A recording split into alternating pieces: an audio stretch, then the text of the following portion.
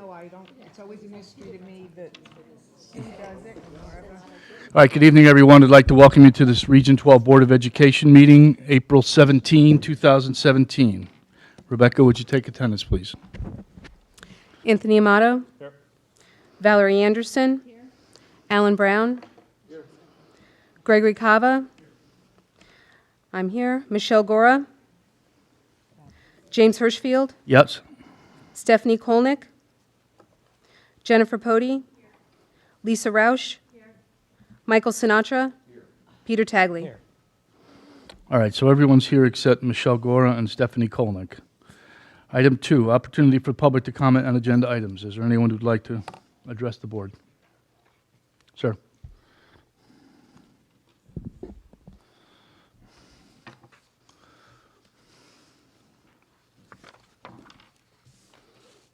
Good evening, everyone.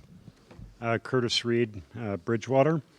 I have a handout for the board, which I'll pass out after I read it. I'd also like to thank you for your service and particularly note Rebecca, who is resigning, as you know, and Bridgewater is sad to lose such an intelligent voice on the board. And it's hard to get people to serve, and along with that, I would like to thank you all for serving. I know it's a hard thing to do and spend all the time and listen to the public all the time, but tonight I would beg you to listen to this memo that I wrote. It's dated April 7th. I sent this to Barbara Henry for her review, and I'm sure it has gotten around a little bit. And I'll frame this after I deliver this. The proposed Region 12 budget for FY 17-18 cuts one teacher from Bridgewater's Burnham School. Pursuant to that cut, the superintendent instructed the principal of Burnham School to implement a new solution to address declining student numbers and variability of those numbers between grades. The resultant configuration is a primary school with only 2 multi-grade classrooms, kindergarten through 2nd grades, K2, and 3rd through 5th grades, 3 through 5. The Region 12 Board of Education apparently believes that this solution, K2 and 3-5, satisfies the regional school plan by offering K through 5 classes in each of the hometown elementary schools. However, we believe this constitutes a fundamental change that has never been done in a public elementary school in Connecticut in at least 50 years.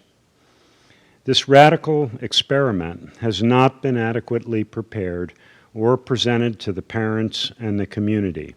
The superintendent refers to this solution as a showcase. We believe this precipitous plan requires approval via referendum by all 3 of the Region 12 towns. One town, in this case Bridgewater, is being singled out for an academic experiment that is unnecessary and without reasonable consideration of feasible alternatives that would benefit the region and the students. Our proposed alternative solution to declining enrollment and unbalanced class sizes in both Roxbury's Booth Free School and Bridgewater's Burnham School is to have K2 in Booth and 3-5 in Burnham. We believe the Region 12 Board can either amend the regional plan to make this happen or consider it a temporary or incidental change to the plan.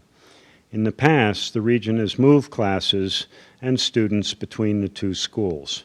This could be considered a precedent, since it has happened several times since the current plan was adopted or regions were formed. Now a few bullets. There are obvious and immediate cost-saving benefits to this school combination plan. Each school would have 3 grades. There would be a hometown school in each town to help maintain community identity and remain attractive to young families. The distance between schools is only 7 miles, so busing costs would not be too much. Both facilities are in excellent physical condition, and I can attest to that. Class sizes based on recent Region 12 data would be an ideal range of 16 to 21 students per room, except for 5th grade, where 2 sections of approximately 16 students would be necessary. These ideal class sizes would be providing better socialization and gender equity. Any bullying potential, cognitive, or curriculum disparities of multi-grade classes would also no longer be a major concern. The students from both towns would know each other better before moving up to Chippewa Middle School. In this alternative model, the number of teachers necessary would change, potentially saving 3 teacher salaries. It also could allow for additional or restored positions to be filled without budgetary implications. For instance, the region could restore a full-time music teacher, Spanish teacher, or hire new STEM teachers. By initial calculations, instead of requiring 10 teachers, Booth has 6, Burnham 4, there would only be 7. Savings would also derive from less assistants or paras. The special multi-grade consultants and training expenses anticipated in the principal's plan would become unnecessary. Conclusion. If we really think about what is best for the education of our students, then combining the 2 smallest elementary schools while leaving a school in each town as a temporary solution to low numbers is a better option than the K2-3-5 education experiment being proposed. By merging grades, we are functioning as a region at a time when we need to hold on to every student and attract new families to all our towns. This makes sense, and I really believe it makes sense and should be considered. Just to also let the board know, and this is not a threat, I've talked to a lawyer, an education attorney in the state of Connecticut, and he feels, and maybe lawyers would feel this way because they may get a job, but he feels that this is a significant change in the regional plan. And we're going to have a letter sent to the board soon to that effect. And if we have to, we'll initiate action, legal action. And apparently this is going to cost some money to us. It's going to be a nuisance to the board. It's going to be in the papers. This is bad timing for all this, and I regret that. And I'm not trying to hold hostage for AgSTEM or anything. This just makes sense educationally for our kids and our school and the future of the region. And if people don't see this, I honestly, I can't understand it, and I wish you would at least discuss it and ways to bring students in. Hopefully you could put it on your agenda, and I think we had another item that we dealt with a few weeks ago that seems to be pocket vetoed, and that's the item of lowering the tuition. And I think that's another thing you could put on the agenda, but I think we need to act, and we need to act before we go to vote, before anything else happens. So hopefully you'll consider that. And again, I appreciate your informed discussion, and I'll hand out some copies. Thank you. Mr. Reed, if I may, just 2 things. The thing about the tuition is on the Finance Committee, it's my understanding, the Finance Committee agenda meeting for Monday. And number 2, I wanted to ask you, you said several times during your presentation, you referred to we feel, we believe. Who was it signed by? Is that from you alone, or is it Yes, from I the wrote Board of this. Selectmen, or who is it from? No, it's from me. Okay. All right, thank you. I'm planning to present it to the selectmen. It's going in the town newsletter, a version of it, and it will go to the newspapers probably also if there's not appropriate discussion and action. We want to save our school, and we do not want an experiment. And there are a lot of people that feel that way, believe me. Thank you. All right, thank you.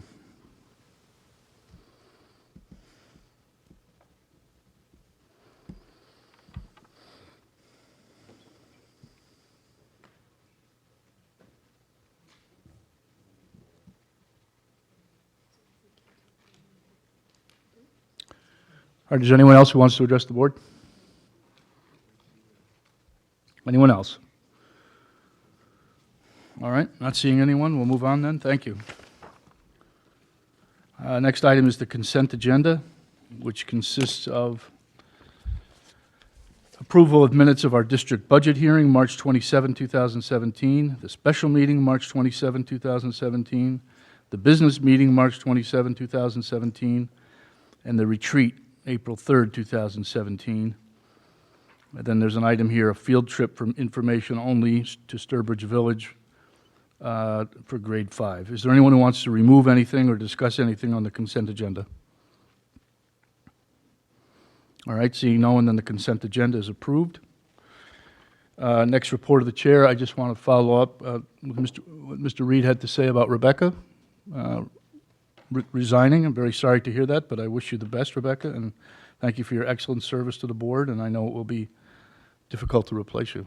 So thank you for all your work.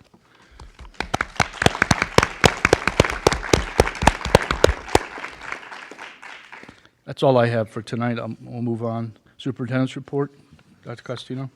Hi, everyone. Hope you all had a nice holiday. Welcome back. I'm going to go out of order a little bit. Hopefully that's okay. Right before the break on that Friday, we received a letter from Melody Curry from DAS explaining that she was supporting the agri-science program and sending that letter to the legislators and the governor and Ben Barnes of OPM, which was very, very good news. This is a big step in moving forward with the agri-science program. We actually heard about it, I think it was the Wednesday before, when we had a phone conference at my office, but we were sworn to secrecy till she told the governor. So we are really, really excited. I just want to thank all of the supporters out there. It's not a 100% done deal, but certainly we have taken a big, giant step forward. Our bill now has a calendar number, and we are monitoring it, and it is on its way to the floor of the House. Once it gets there and there's going to be action taken, we'll get everybody mobilized again to get the letters out and to make sure that people don't forget us. But we're really, really excited, and I just want to thank everyone. There are so many parents and community members who have written letters and called and really supported us in our efforts. And as always, special thank you to Kim Gallo, who really has led the charge with me.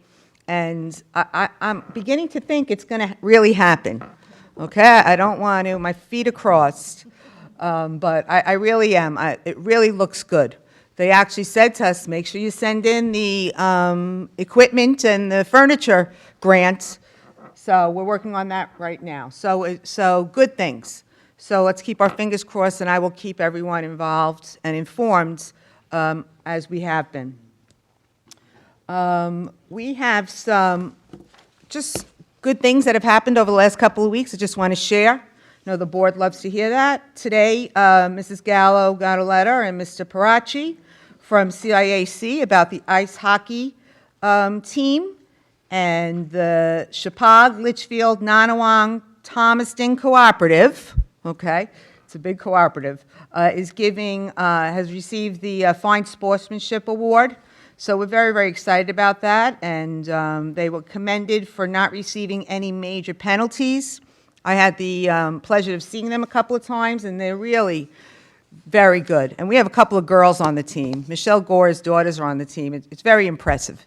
So congratulations to them. Our teams may not always win, but we have great heart and great sportsmanship. Then, while you were away, and while Mrs. Bellison was in Africa, Matthew Marchese and Bianca Getzel attended the Yale's annual Osterweiss debate tournament. And out of 70 teams, they came in second place. And very, very exciting. And they were defeated by Choate But they did a great job, and they did it without, the teacher wasn't here, and they just kept moving and moving. So I'm really excited about that. And it was great today. We had a meeting with our administrative team from the high school, and they talked about how our students are really great at preparing arguments and evidence, and it starts in the 7th and 8th grade. It works its way through. So we're really pleased about that. So I was very happy to see that.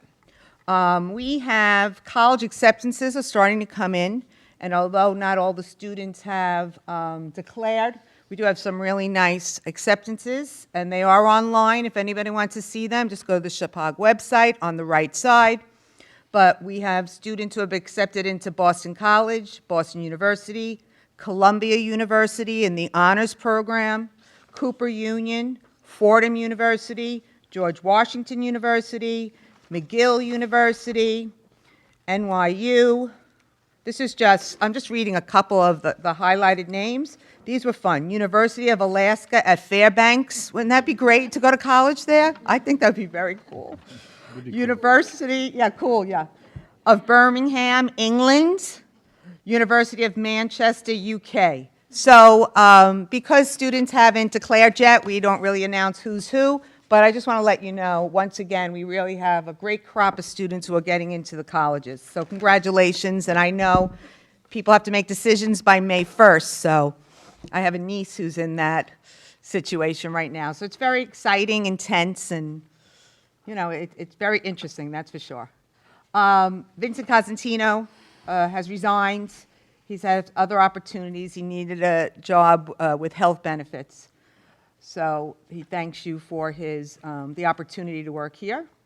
There is a field trip to Silver Lake on May 12th and 13th, and that's the leadership conference for grades 6 and 7. And Mr. Chairman, we do need a approval for that, a vote, and then I'll go back to the staff roles.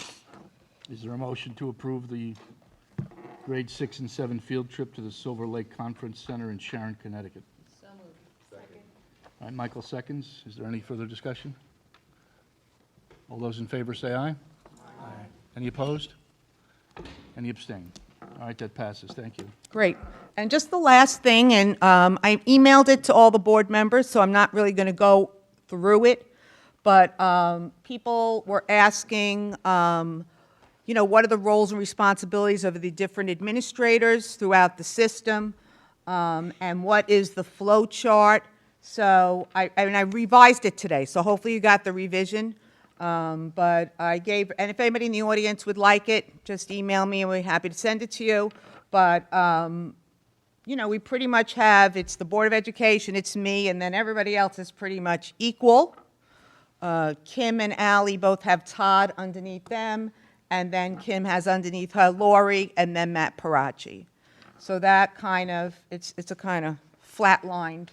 And then I just went through, and I'm not going to go through everything, but, everyone has roles and responsibilities in the district. We meet as an administrative team for the schools every other Wednesday. We meet Monday mornings for the administrative team at central office.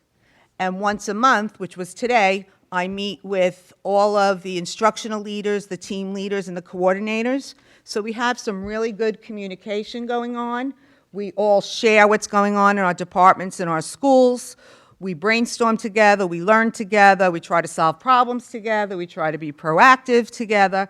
And so you'll see there's a lot of jobs that have to be done. And one thing that I think is important to remember is just because you're a small school district doesn't mean you don't have to do everything that large school districts have to do. And so everyone wears a lot of different hats. So, as I said, I'm not going to go through it. If anybody has questions, I'm happy to answer them, or if you want to email me, I can get back and answer to everyone. But that is my report. All right. And the flow chart and the responsibilities were emailed to the board members? Yes. Yep. I emailed them before I went on vacation. Valerie? Can I just add something kind of separate to your report? But Teresa shared with me yet again, because I lost it, the Next Generation results, and I had the great pleasure of, while I was talking about what the Ag STEM debt service would be and a lot of other financial issues at our Board of Finance in the town of Washington.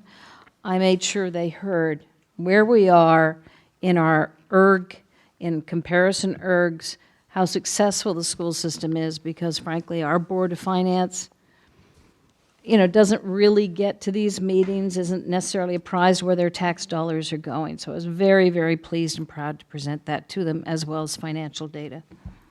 Thank you. It's important. All right, any other questions for the superintendent? All right, thank you. Moving on then. Item 6, special education overview, Allison O'Hara. Allison.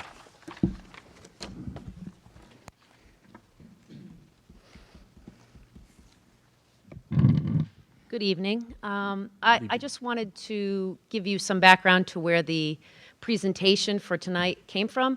At our budget review meetings, Mrs. Gora had some questions specific to special education, so she thought that the board it would be a great thing for the board to be apprised of special education. Some very specific questions that she had that she thought perhaps you would like to be made aware of. So I present, tonight's presentation is very specific, but I'm happy to answer any questions at the end. These are specific to Mrs. Gora's questions.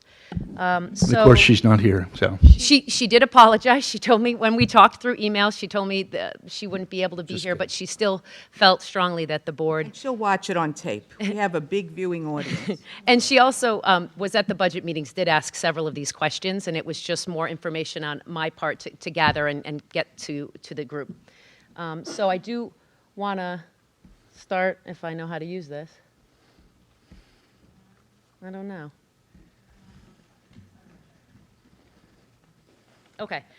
So the first question she had was just a general overview of students in our district who are identified with special needs, and what are the breakdowns of categories of students? What are they identified as, and what does our population look like here in district? And so as you look at the categories, these are just 9 of the 14 categories that are identified through the Individuals with Disabilities Education Act, because we only have 9 groups represented here in our district.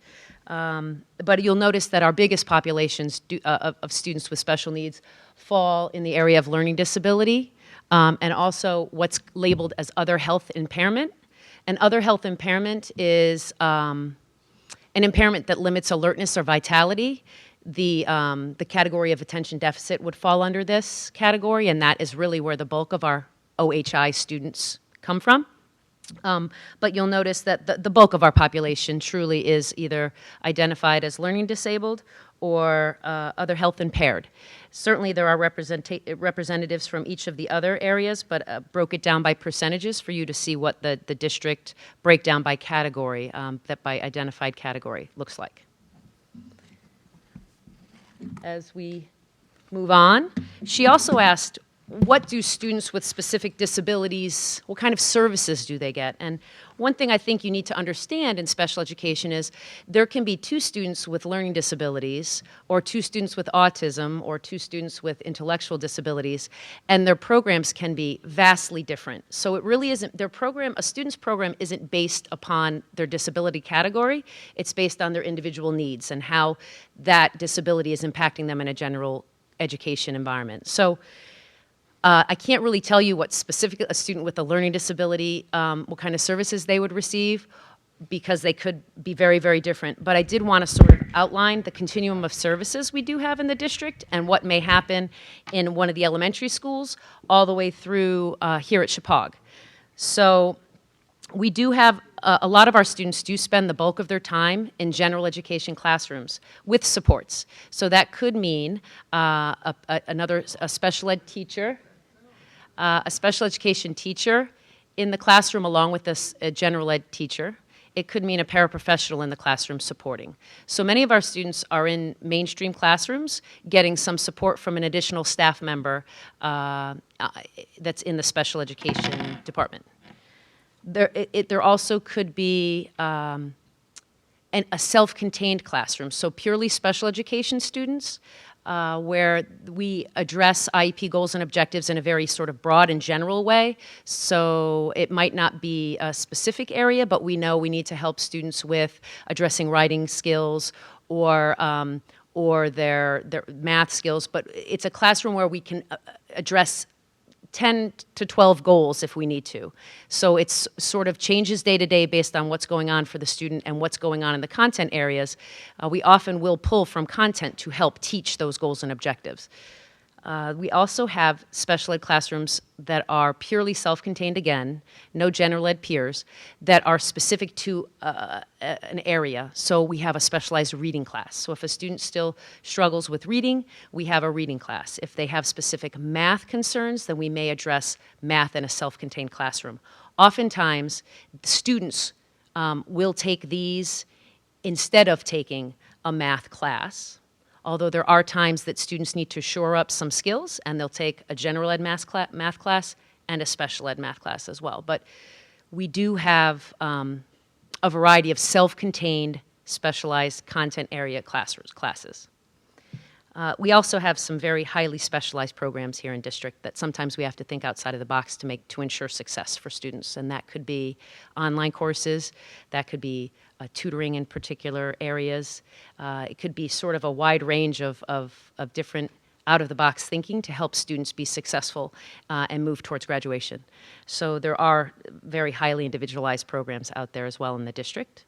And then also, I didn't want to leave out that we have an integrated preschool program that helps meet the needs of our special needs students in an integrated classroom with special needs peers working alongside of their typically developing peers.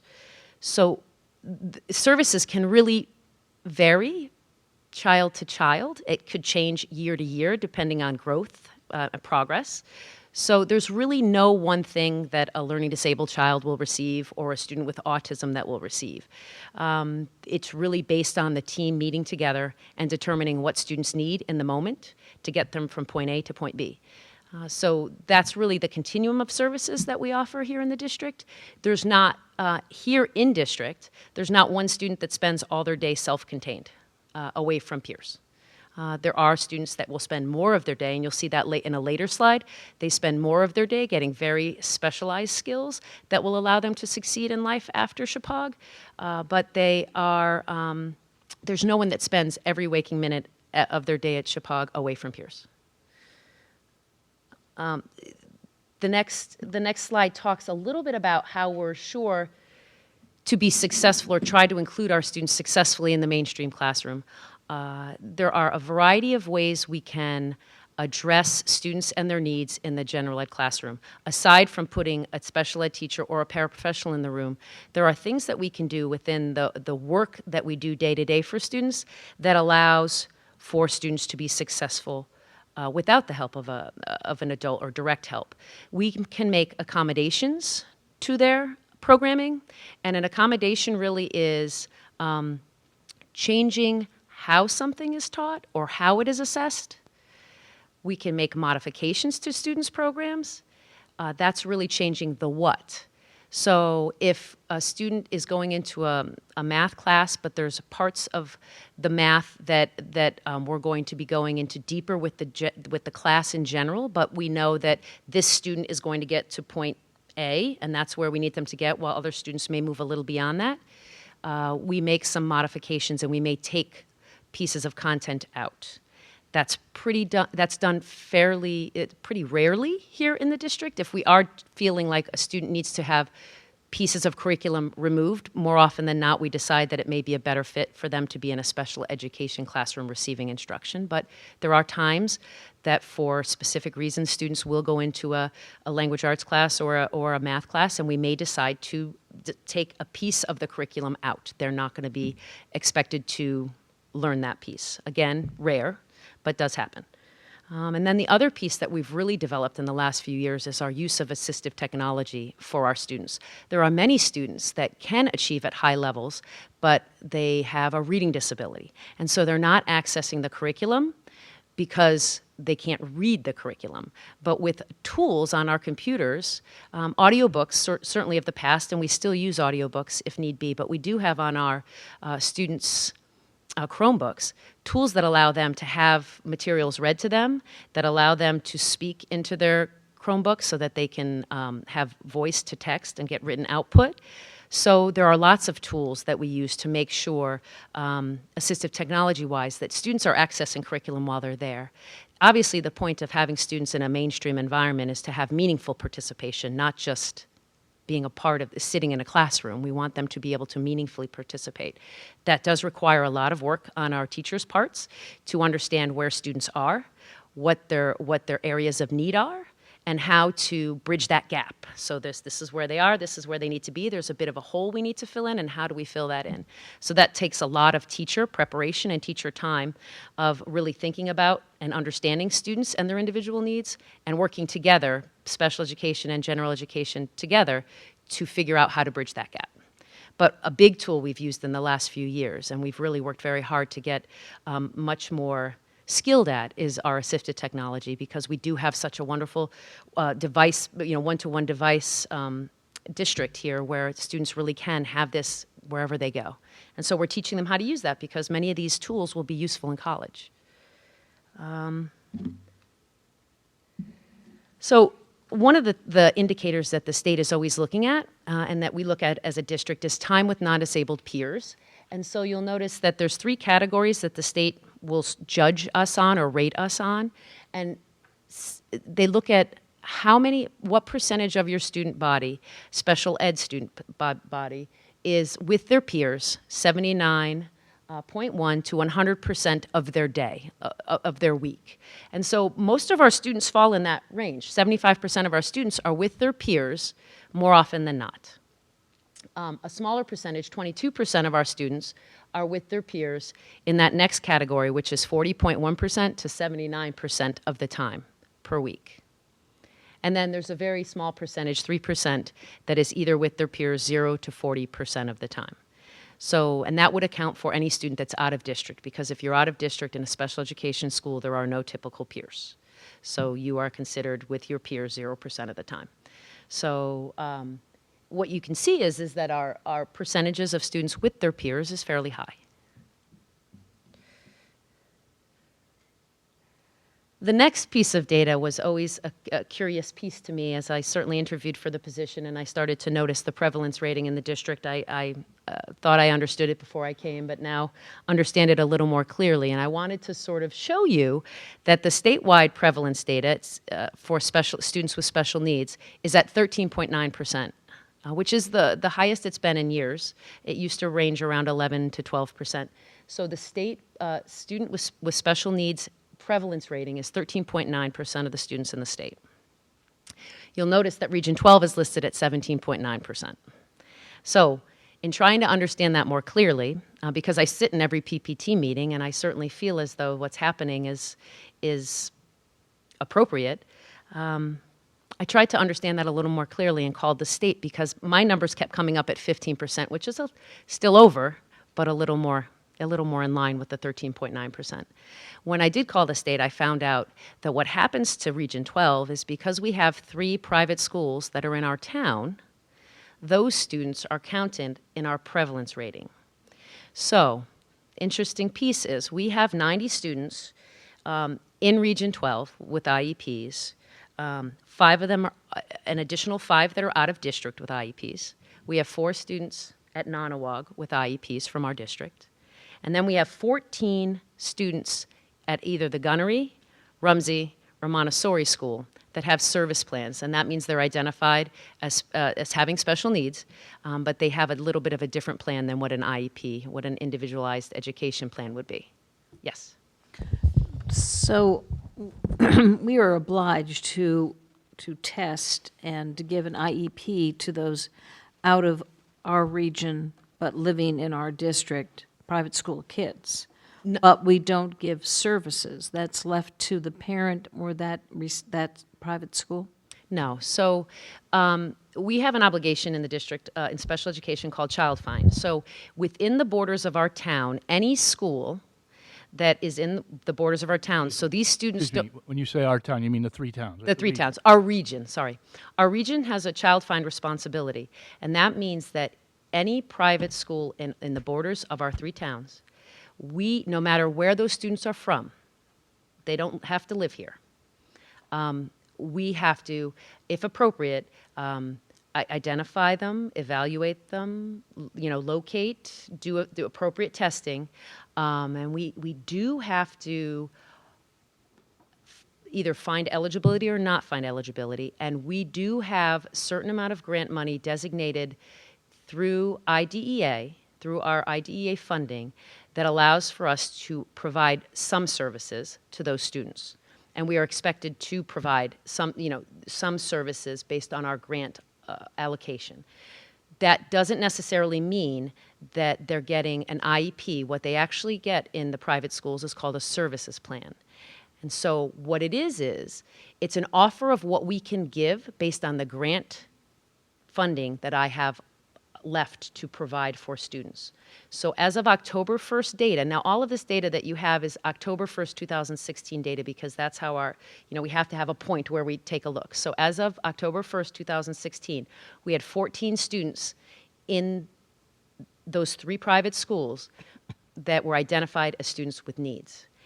What their services may be could be very different than what a very similar student in our region with a similar disability and similar needs has. It's a very clear-cut thing in special education. My grant funding is only so much. I can only offer as much as my grant funding allows. I could offer more, but we offer what our grant funding can allow. So we do offer services to some of those students. Do you find this statistical anomaly more so, say, in Kent? I don't know what region that is, Region 7?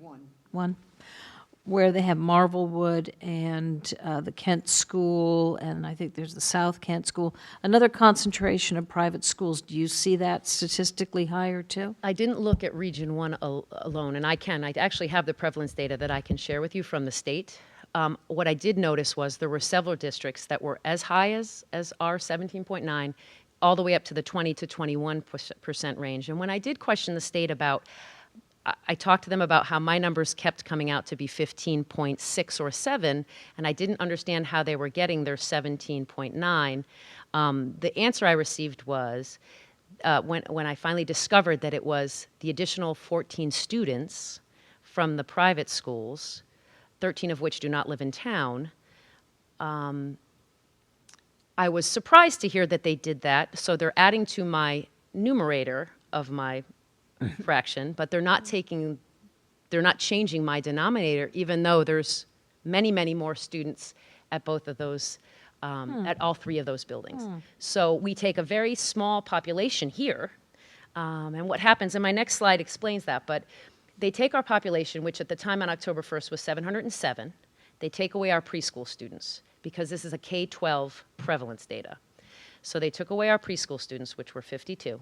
They take away our Sherman students, because Sherman receives their own numbers based on their population. And what I assumed they did was take away my service plan students. The state representative at the Department of Ed told me that's not the case. When I questioned, she said this is how it was done for 40 years and nobody's ever questioned it, but I just thought that it was an unfair representation of what our prevalence rating is, and I thought that the state perhaps should look at those towns with very high prevalence ratings and perhaps look at are there many private schools in their district. Because when you do take out those 14 students, our prevalence rating still is above the state average, absolutely, but it's 15.6. But at least we deserve an asterisk. I believe so, yes. So maybe I missed this, and if I did, sorry. Sure. But what's the significance of the prevalence factor? I mean, what's the so what in terms of we're higher or lower than the state target? Well, it just seems like we're over-identifying students as special education here. But does it factor into how much grant money we No. receive or anything like Nope. that? So it's just a statistic in the end. It is, but I think it's something certainly when I was interviewing for this position, I noticed as being quite high. Right. And I thought, I wondered about that. No, I would too. Yeah. But I'm just trying to see if It has no bearing on the grant money that we receive, the prevalence rating. I just thought that as I learned a little bit more about it, because you're not always sure what numbers the state is using. Are they using my preschool numbers? Are they using the Sherman numbers? Which numbers are they using? And when I did discover that they were using the 14 students, so we end up with, after you take away our Sherman students and our preschool students, we have 631 students in this region. There were 99 special ed students in Region 12, or our responsibility in a private school from Region 12. But when you add the 14 additional students, without adding any of the other students from Montessori or the Gunnery or Rumsey into our denominator, and I know why we wouldn't do that, because our numbers would be minuscule after that, but that wouldn't be an accurate representation either. I just was surprised. And so for me, that at least made me feel like, okay, I'm sane, because for a little while I was wondering how could I not come up with this number? How What does was the I doing state wrong? treat those students? In their calculation of 13.9, where do they put those students? They must be. Somehow, right? Yep. So it's factored into that? Yep, but there are certainly districts with no private schools at all in their region. That I appreciate. And there are some, certainly that, I'm certainly there are other regions. When I was in my past district, we had 3 private schools as well. The one, and maybe you'll get to this, and if so, but the grant that you refer to, Mm-hmm. that you used to support those 14 kids. Sure. You're going to talk about how that's calculated and where it comes from? Sure. So the federal government, it's a 611 IDEA grant. It comes from the Individuals with Disabilities Education Act. And so the percentage that I give to the private schools, that I'm required to give to the private schools, I take the number of private school students as my numerator, and I take my number of special education students across the board, including them, as my denominator. I carry it out 5 to 5 decimal places, and then I multiply it by my total grant allocation. And then I get a number. And the way that we in Region 12 have decided to support our students at the private schools, I have hired a part-time special education teacher that spends portion of the day at Rumsey, portion of the day at the Gunnery. Portion of the day at Rumsey, portion of the day at Montessori. And then also we support some tutors at the Gunnery just because of the level of support that they require sometimes is better suited for a content tutor, so a math tutor or something along those lines. Some of the students also, if there is enough, depending year to year, the grant fluctuates, what we receive in Region 12, depending year to year. Sometimes we have enough funding that we're able to give speech and language support to students that need that help as well. What's driving the size of the grant? So the grant, Grant itself, yeah. how much money we receive? Yeah, you said it fluctuates from year to year, so what's going on It's in the there? $200,000 range. And But That's a function of the number of students, or just the amount of budget the federal government has? it's what the federal government passes on to the state, and the state passes on to each of the towns. And so the percentage that we end up supporting the private schools tends to be around 9% any year, 9% to 12% of that grant. Thank you. Sure. Michael? I'm just wondering, while that number certainly changes our prevalence data, the 14 students that are in the private schools, relatively speaking, is that a small percentage of their students then that are special needs, that are eligible for some kinds of, assistance At the private schools. at the 3 private schools? I don't know the numbers of the students at each total of the numbers, buildings, right. but I believe when I've spoken with Montessori, their numbers are over 200, so. Right. So, and it was always, and maybe I'm wrong in this, so you can correct me, it was always my assumption that most private schools, unlike public schools, can turn away students with special needs. They could say, we do not have the ability to meet your needs. Sure. You're going to have to find another private school that specializes in the special needs students, or go back to your home district. Is that correct? Sure, absolutely. A private school can pick and choose who they let in. They also have supports that they allow parents to pay for in addition to a tuition. They also may have learning support services there as well that parents have at times, I'm sure, purchased to help their children succeed. Thank you. Okay. I'm sorry, just one question. This students at Nanawag 4, what is that? Students of ours that are there, or 4 Nanawag students that are here? Students of ours that are there Okay, thank you. with identified needs.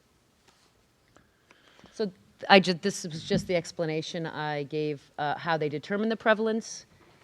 So our prevalence rate without those 14 students included is 15.7, again, still higher than the state average, but something that I thought you should know. Our preschool data, just because I've been up here and talked about REACH before, and it's not included in our prevalence data, I thought you should know that as of October 1st, 2016, last year, there were 52 students in total in our preschool. and 8 students were identified with special needs, which is 15.3%. So just some data there that the state doesn't necessarily have for you to see. One other question that Mrs. Gora had, based on the conversations we had during our budget meetings, was what was the difference between a student with special needs and a student with a 504 plan? And she thought it would be helpful if you understood the difference, and perhaps you had any questions about that. So the main difference is they come from 2 different laws. The Individuals with Disabilities Education Act is special education as we know it. It has 14 qualifying categories. You saw 9 of them before. The additional 5 are traumatic brain injury, orthopedic impairment, deafness, deaf blindness, and visual impairment. So we just don't happen to have any students right now that are identified as that specifically. But those are additional categories. So under special education, those are the only 14 categories that receive special education supports. Within IDEA, a student can be identified as having one of those disabilities, but if it's not impacting their ability to learn in the general ed classroom, then they wouldn't necessarily qualify. So a diagnosis, on its own does not necessarily qualify you. It has to be impacting your education and your ability to succeed in the general education classroom. Special education is really specialized instruction and a different way to teach a student to learn. So if a student is dyslexic or has a reading disability, they may not learn how to read as the same way as the 15 other students in their classroom. So you need to give them specialized instruction, a different way to learn it. And a lot of our reading materials are scientifically research-based to help be sure that we are using programs that help students learn how to read. So the big distinction is that specialized instruction. So I'm going to move to 504 for a minute and hopefully make that distinction again. 504 comes from the Americans with Disabilities Act, which is really making sure that we don't discriminate against people with disabilities. You can be identified as a student with a need under 504 if you have any medical, physical, mental impairment that limits a life function. And at this age, when our students are 3 to 21, a life function is learning. So there's no requirement to have one of those 14 categories if you're going to need a 504 plan. You could have something that isn't one of those identified 14 categories. You could have a sensory integration disorder. You could have a central auditory processing disorder. You can have a variety of different diagnoses. So there's nothing, it's a much broader law. It includes any disability if it impacts a life function. So our students here in district that have 504 plans, they have a 504 plan because they have a medical diagnosis, physical or mental impairment, that limits their ability to learn. And really, 504 is about leveling the playing field, giving a student an accommodation, changing how it's taught or assessed. You're not oftentimes teaching them a brand new way to learn how to read.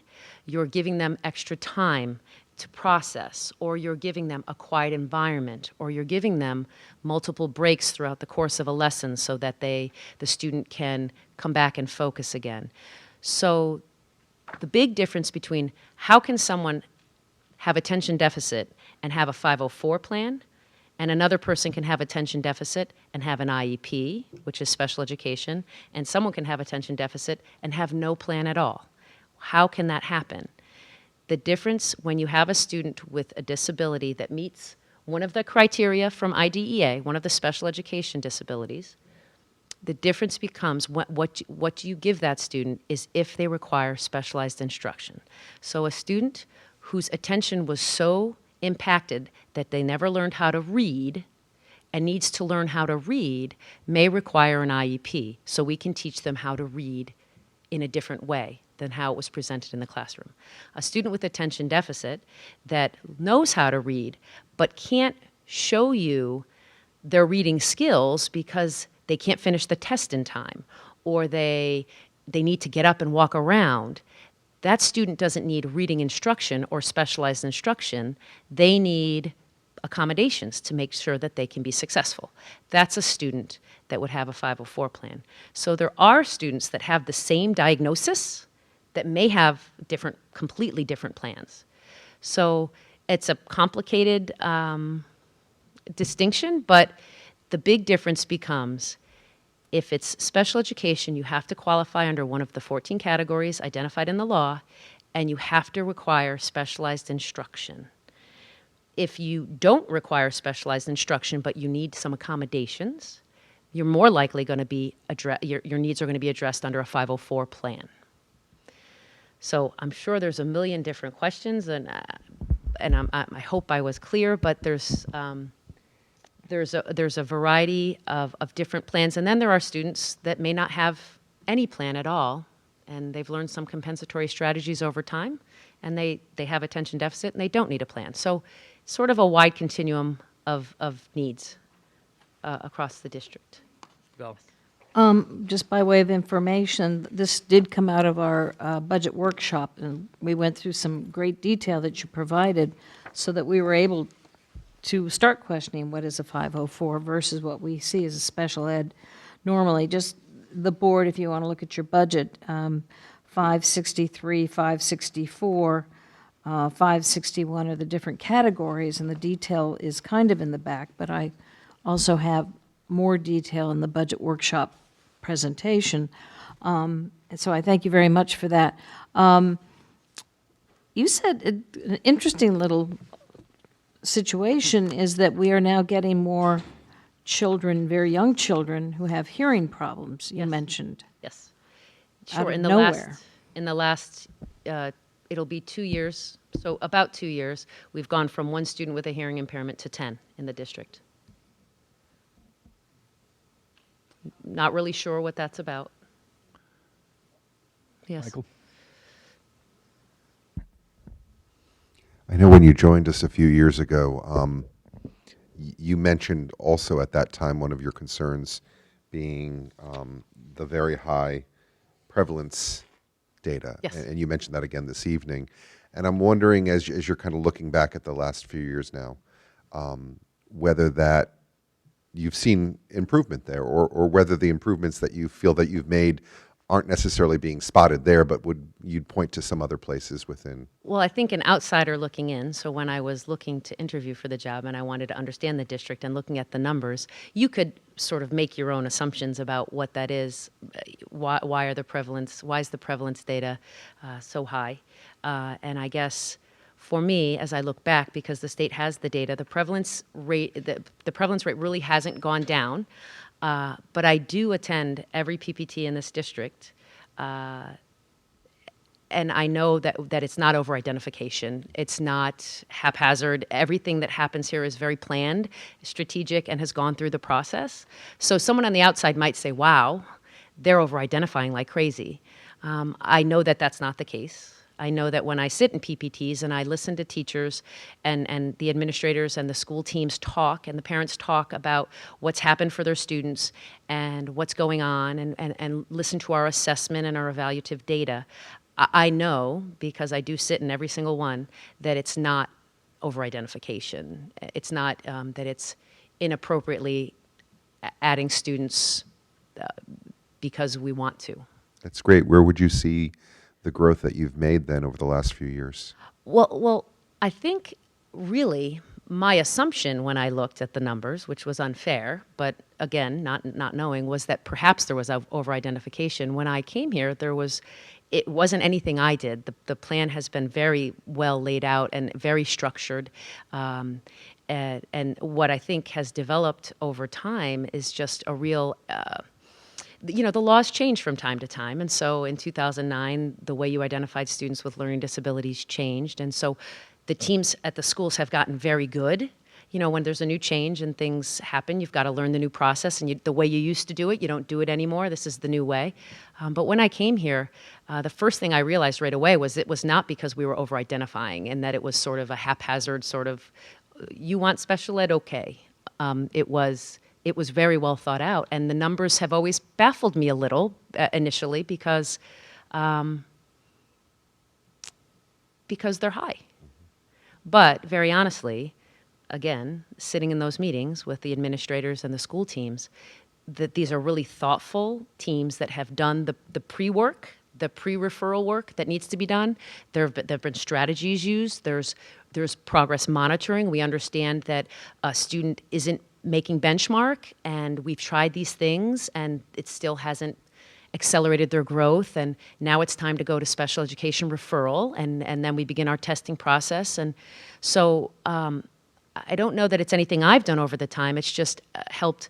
I think we've gotten better as, you know, as you get a little more well-versed. The law is now old, the 2009 change, but in 2011 when I came here, it wasn't that old, and we'd only just begun to grapple with it. But I think what was really impressive to me when I came here from other districts, not only as an administrator but as a teacher, was how well formed that process was already. And so there wasn't over-identification. And so we've remained, each of the years between 2011, 12, my first school year here, and now, somewhere between 15 and 17% on the prevalence rating. And last year, my October 1 data for private schools was 9. I had 9 students identified. This year, I have 14. So I think that might be the variable between my 15 and my 17.9. But I think that's what I have learned, is that there's not sort of this haphazard approach, and it's something, you know, it's not well thought out. It has been a well thought out process since I came here, and I was really impressed with it right away. It's reassuring. Thank you. Ally, I have a question regarding for the high school students. Do the special education high school students have the same graduation requirements as regular students? And if not, how is it decided how these students, or whether these students will receive a high school diploma? Right. So that's decided on an individualized basis. But yes, for the most part, I would say that 99.9% of our students that are here are following the track of what's the requirement for graduation at Chapag. Sometimes the PPT may decide, or our team meeting may decide, that an additional fine arts credit or one of the fine arts credit at time may be better served for that particular student out of work experience. And so we may, but for the most part, I would say 95% of our students do exactly what everyone else does. And there are individual situations that the team, which includes a parent, particularly at the high school and the middle school, it includes a student. So the parent, the student, and area specialists, the teachers, any of the therapists that happen to work with the student, we sit at a table yearly and determine what the plans are for that student. As soon as they are 15 years old, we're talking to our students about what's happening for you after high school. What do you want to do? Are you headed to college? Are you headed to trade school? Are you headed to work? And we begin to plan their plans, their yearly plans. We adjust based on what they want and the kind of skills they're going to need to do what they want to do. And so sometimes the PPT team, the planning and placement team that meets every year with a student and their family, may decide that one of the credits may be better served as you know, a different course. But the PPT determines that. And our students do earn their credits. There are 25 credits as required. And there are times that we have our students meet all of our graduation requirements as far as our credits, but we decide to keep them on from 18 to 21 for some students to learn more transition skills, so daily living, work skills, those kind of supports. All right, thank you. Sure. Rebecca? Thank you. This has been very helpful and very informative. I have a calculation question, and then I have another question. Sure. When you were going over how they came to the numbers for the prevalence data. I think that it's a private school versus a public school thing. So you're saying that the students that go to Nonawag, we count in terms of our numbers. There are But- public school students. Right, but if there's a student, say from Kent, that goes to the Gunnery, they're counted with us and not with Kent. Right, with Region 1, right. So if we had a student within Region 12 that went to a private residential school outside of Region 12, that area would count that student. Yep, if they were identified with needs. Yes. Okay, thank you. Yes. And then the second question I had was, actually goes back to the first slide that you had, which was the breakdown by qualifying category. You said that there are 25 qualifying categories. 14. 14, sorry.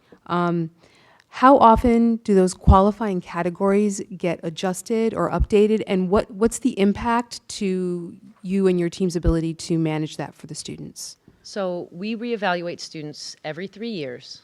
So oftentimes, there are times that a student, all of our preschool students start out with a category of developmental delay. Because when you're 3 to 5 years old, it's very hard to iron out exactly where the delays come from. When a student turns, by the time they turn age 6, they've got to be identified with one of the other 13 categories in IDEA. We reevaluate students every 3 years. So a student may start as a student with a speech and language impairment. They may have a receptive language issue. But over the next 3 years, they improve that. Their next round of testing shows that they've closed the gap, but the student still isn't reading at grade level. And we can't, we don't quite understand that. So in preparation for our 3-year review, we begin to track data, understanding that the student probably won't be eligible anymore as a speech and language impaired student. We start to begin to track data about their reading, and are they reading at grade level expectation? And are we giving them interventions, and are the interventions helping close the gap? And so that student, where their reading still may be significantly below grade level, and we're not closing gaps, they may their exceptionality may change from speech and language impaired to learning disabled. So, but the categories themselves, the qualifying categories the framework that you have to work in, that's dictated outside of your area. So how often are those categories themselves changed? They're not. Are they pretty static? Yes, they're static. Okay. Absolutely. Yes. That's a result of federal law. Yeah. Anyone else? Valerie? We're responsible to provide services, if need be, until age 21. Right. Same thing with the private school children? Well, when the private school, our private schools, Montessori goes to 8th grade, Rumsey goes to 9th, Gunnery goes through 12th grade.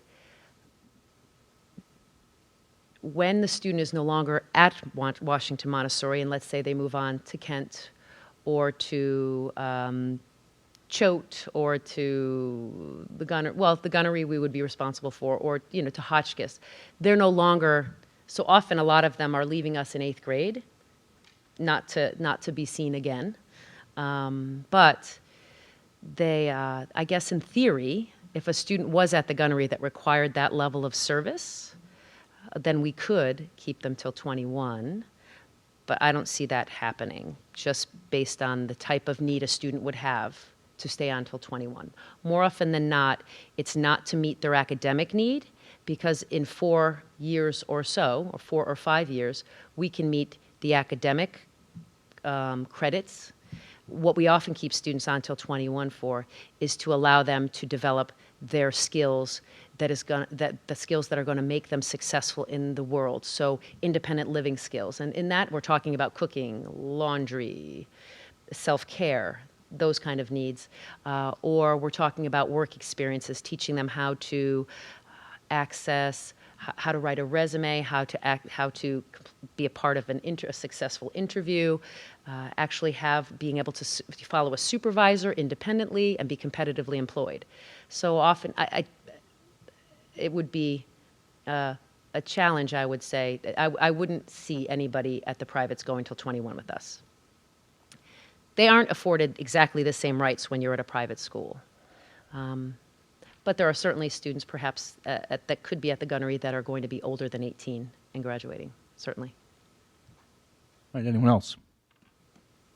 Allison, thank you very much. Sure. Very informative. Appreciate it.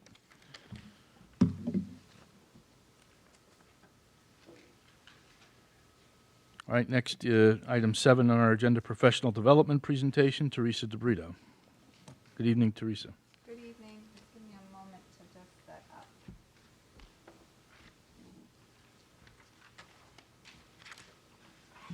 Alan, are you ready for policy?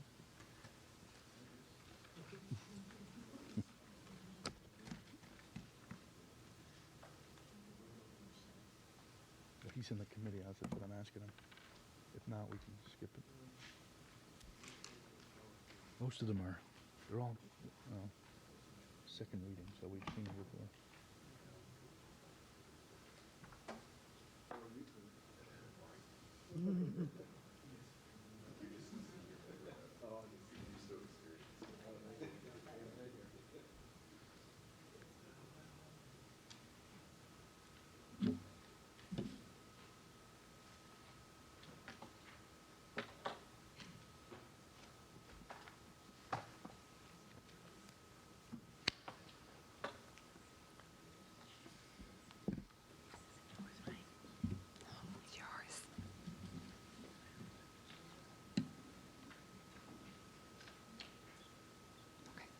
It's working.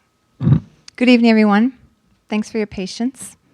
I'm going to take you on a little journey this evening, professional development, professional learning journey, and I'm hoping to give you some insight and a glimpse at what happens behind the scenes. Because as Allie indicated, so much happens behind the scenes to make sure that we are offering students everything that they possibly could need to certainly become ready for the world. So for me, this journey began 4 years ago, and any leader in a school district, whether it's a building administrator or at central office, there are like lists of things we just want to accomplish. We want A, B, C, X, Y, Z, and we think, oh, we have 9 months. We can do so much. But the reality is everything has to be strategic. There has to be coherence. It has to be very thoughtful. It has to be sustained. Otherwise, we just feel like we're in a rat race, just running in circles, and we're not making the progress that needs to happen. So 4 years ago, there were a lot of changes happening at the same time. Common Core state standards that were adopted for English language arts and for mathematics.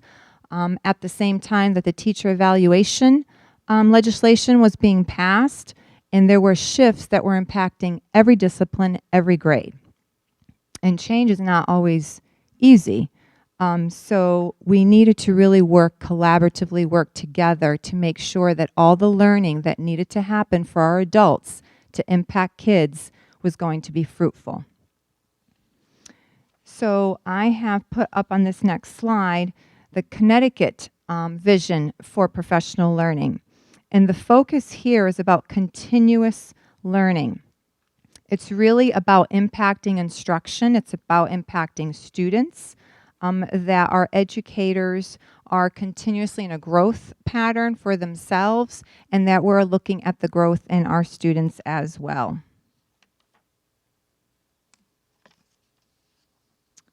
In doing that, I had to really reflect on adult learning theory, because adults learn differently, and our teachers spend so much of their time, 70% of their time, in the classroom. There isn't much time during the school day to offer all of the learning that's required.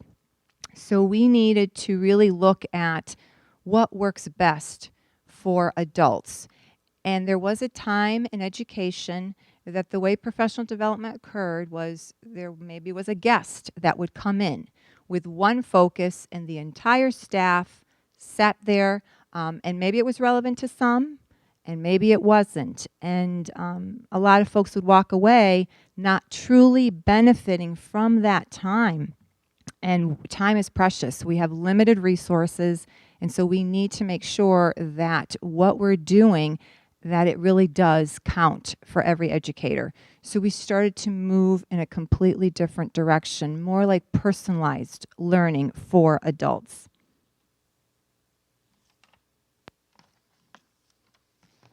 Now, remember I said change can be difficult at times.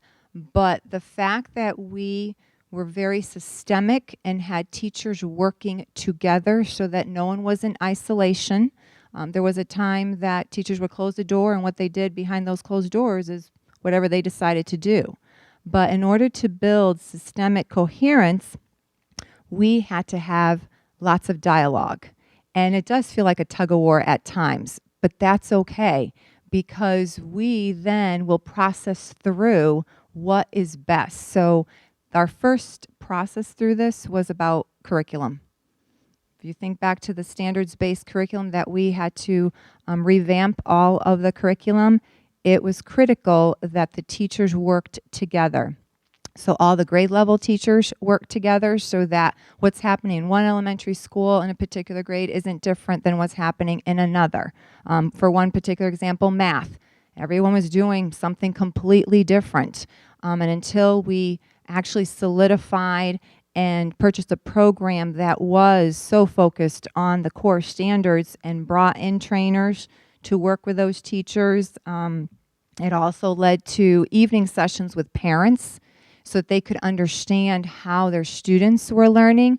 A few years ago, the students also came before you and did a little presentation modeling how they're having mathematical dialogue in the classroom and what those experiences look like, very different than what we had experienced as students. So the tug of war is okay because in the end, we do have resolve. Now, as we go through the particular process, not everyone is excited about it, and it seems unclear and quite foggy. But I have to say that the time that the administrators, the teachers put in to process through all the required changes, it certainly led to a clear pathway and a bright one. And I think you're going to be able to hear the teachers actually reflect and talk about some experiences that they've had. But it's tough going through the process, but no one was doing it alone. And that was huge. So in talking about coherence, our professional development and evaluation committee, which is made up of administrators and teachers in the district, gets together several times throughout the year. We talk about professional development opportunities for staff. The process typically is that I meet with the administrators. I talk to the principals, talk to Allie, find out what are the needs in the particular departments, and also talking to instructional leaders so that they have a say in what's going to benefit them most, as opposed to us just doing PD to them. It's something that they really feel that they benefit from. Because there was a time that when there was a PD day, it would be like, oh, there's a PD day. And I didn't like that. I just never liked that. I want them to kind of get excited about the opportunities they have to learn together and to collaborate.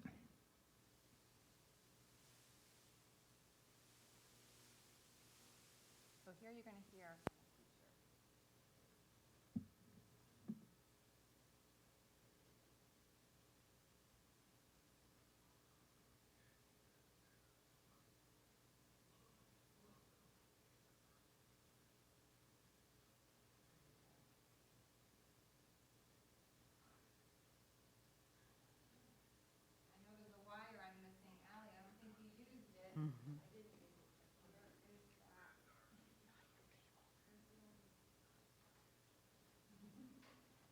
I mean, it was here.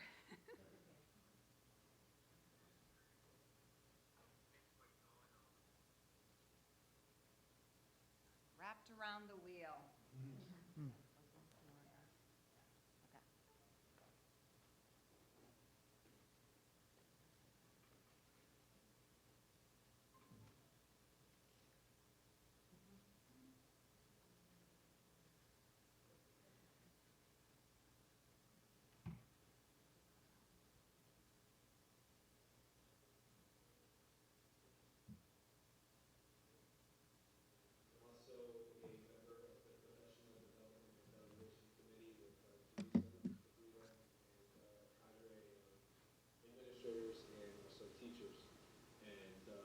job is twofold. We craft our evaluation plan and address evaluation issues as they come up. And we also are tasked with administering the professional development in the district and coming up with a common vision and a professional development plan. So I'm going to give you my personal take now, and then also you're going to hear from many of my colleagues who are going to also, they're going to talk about how the professional development changed their teaching, improved their pedagogy, and ultimately improved student learning. So for our department in the World Language Department, 5 years ago we aligned vertically K to 12, and we specifically aligned our curriculum grades 6 to 12. In doing that, our department chair, Heidi Adele, reached out to a friend who teaches at Canterbury School. And before we changed our PD, we would go to Canterbury because they have Saturday classes, and we would go observe their classes on Saturday since they teach using the same approach that we use. Now that we have our new professional development model in which we have more control over what we do with our professional development, we've been actually able to formalize that and both have the Canterbury teaching staff come observe our classes, and we've gone and observed their classes, levels 1 all the way through AP. Me personally as well, I've been able to take AP Spanish training over the summer at TAP School.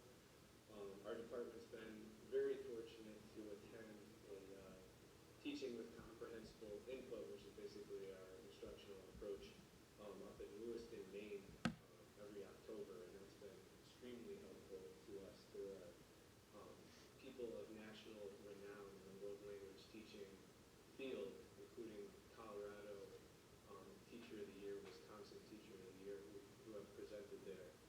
And we've also networked with a former Chicago student, Vicki Butler, who teaches at Sherman School. We've met with her to align our curriculum and to get a better idea of what the kids, our incoming Sherman students, what they've been exposed to in terms of curriculum, so that we can better suit our curriculum for them. And then finally, our department chair, Heidi Adele, crafts in-house professional development from a world language standpoint, where we attend virtual seminars online. We listen to podcasts having to do with world language instruction, and we also read, we do group reads of the latest language acquisition research, and we're able to discuss that. So I'm a big fan of the bottom-up approach to professional development, and I really appreciate having the opportunity to have more of a say in what our professional development turns out. Hi, my name is Mike Nolan. I'm a Spanish teacher.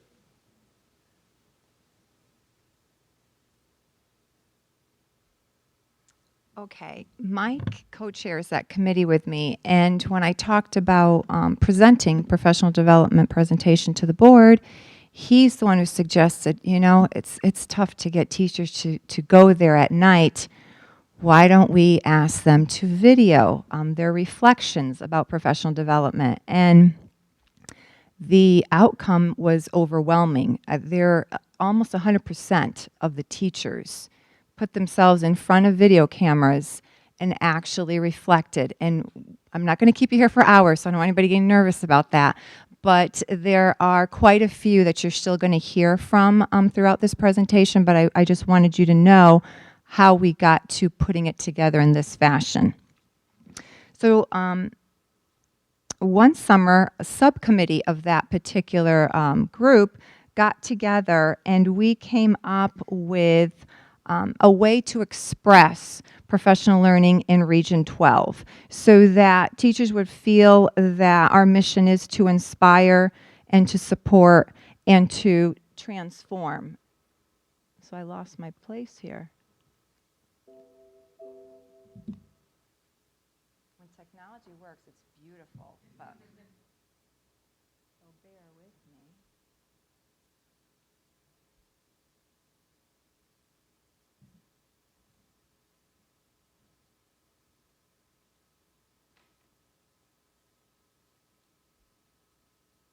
I hope you all had a lovely break.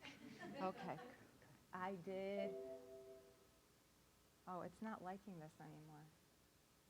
All right. It's all right.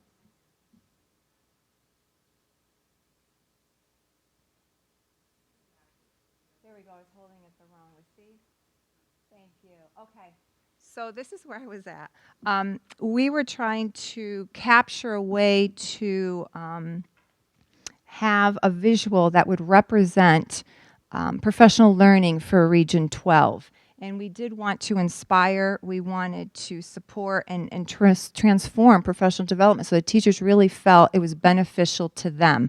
You heard Mike talking about giving input. You heard him talking about his instructional leader being able to have some autonomy as to what that department needs. And so that's real. That happens. They go out on field trips. They've gone to visit museums. Like, I really support that excitement in professional learning. I want to share a quote here. Michael Fullen is internationally known. He's from Canada, but he has written so many books. And he stresses professional capital and how that is so critical, that we absolutely take the talent we've hired and continue to support the talent of our educators, and that it's truly an investment, all the time that we're putting in. And rather than just doing it individually, that social capital really can bring about tremendous benefits to a school district. And so we're all about sustaining that particular growth and maximizing talent and retaining the talent that we hire. And I hear teachers all the time saying this is amazing. In other districts, I was never able to go out and attend a professional development experience. So the text, if you're curious, is Professional Capital, and it has just amazing information in there. And it does make sense. If you're working to build your social capital, then everyone is lifted up. If you're only trying to do it one individual at a time, it's going to take a very long time. So it makes sense that departments work together. It makes sense that grade level teachers work together, that people aren't working in isolation.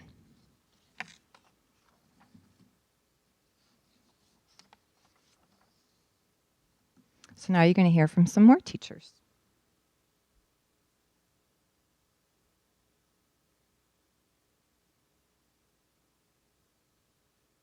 Hi, this is my next year at Chicago, and I'm very grateful for the professional development opportunities that have been afforded since I'm a teacher here.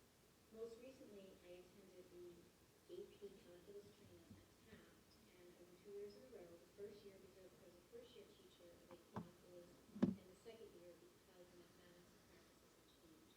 I got something very different out of both classes and extremely valuable out of both classes. So the first class, really getting information on how do you teach an AP class, the level of rigor, the level of questioning, the level of questions that are asked of the students.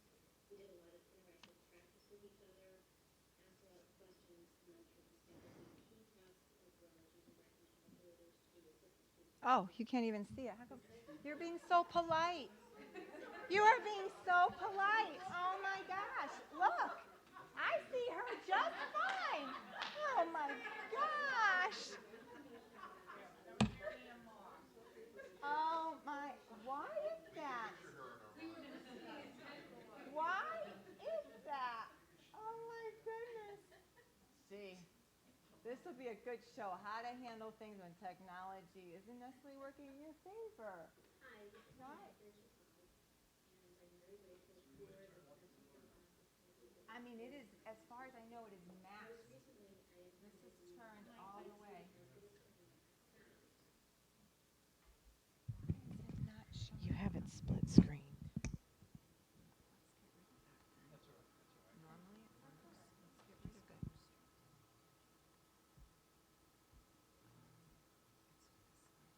You know what, if you want, you can just email it to the board members and just like now is the time, right? I mean, now is the time.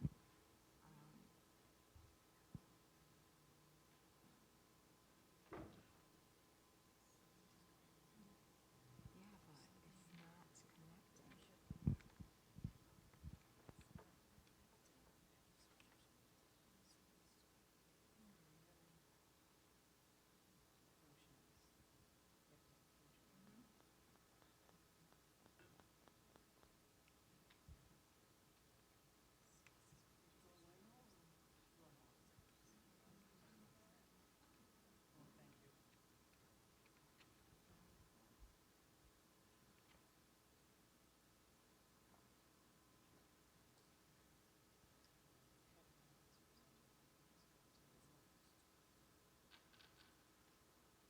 Hi, this is my ninth year at Chapaz.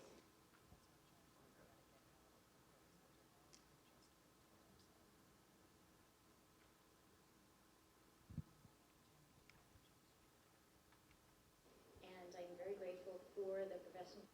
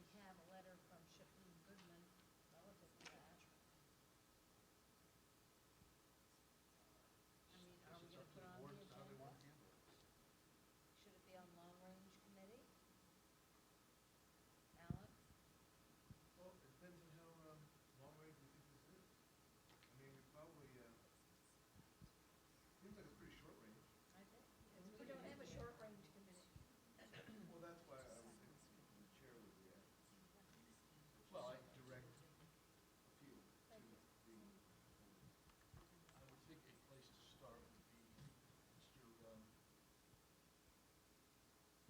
First Selectman, Mr. Reed made a statement that he has contacted council and that he's been advised by legal counsel that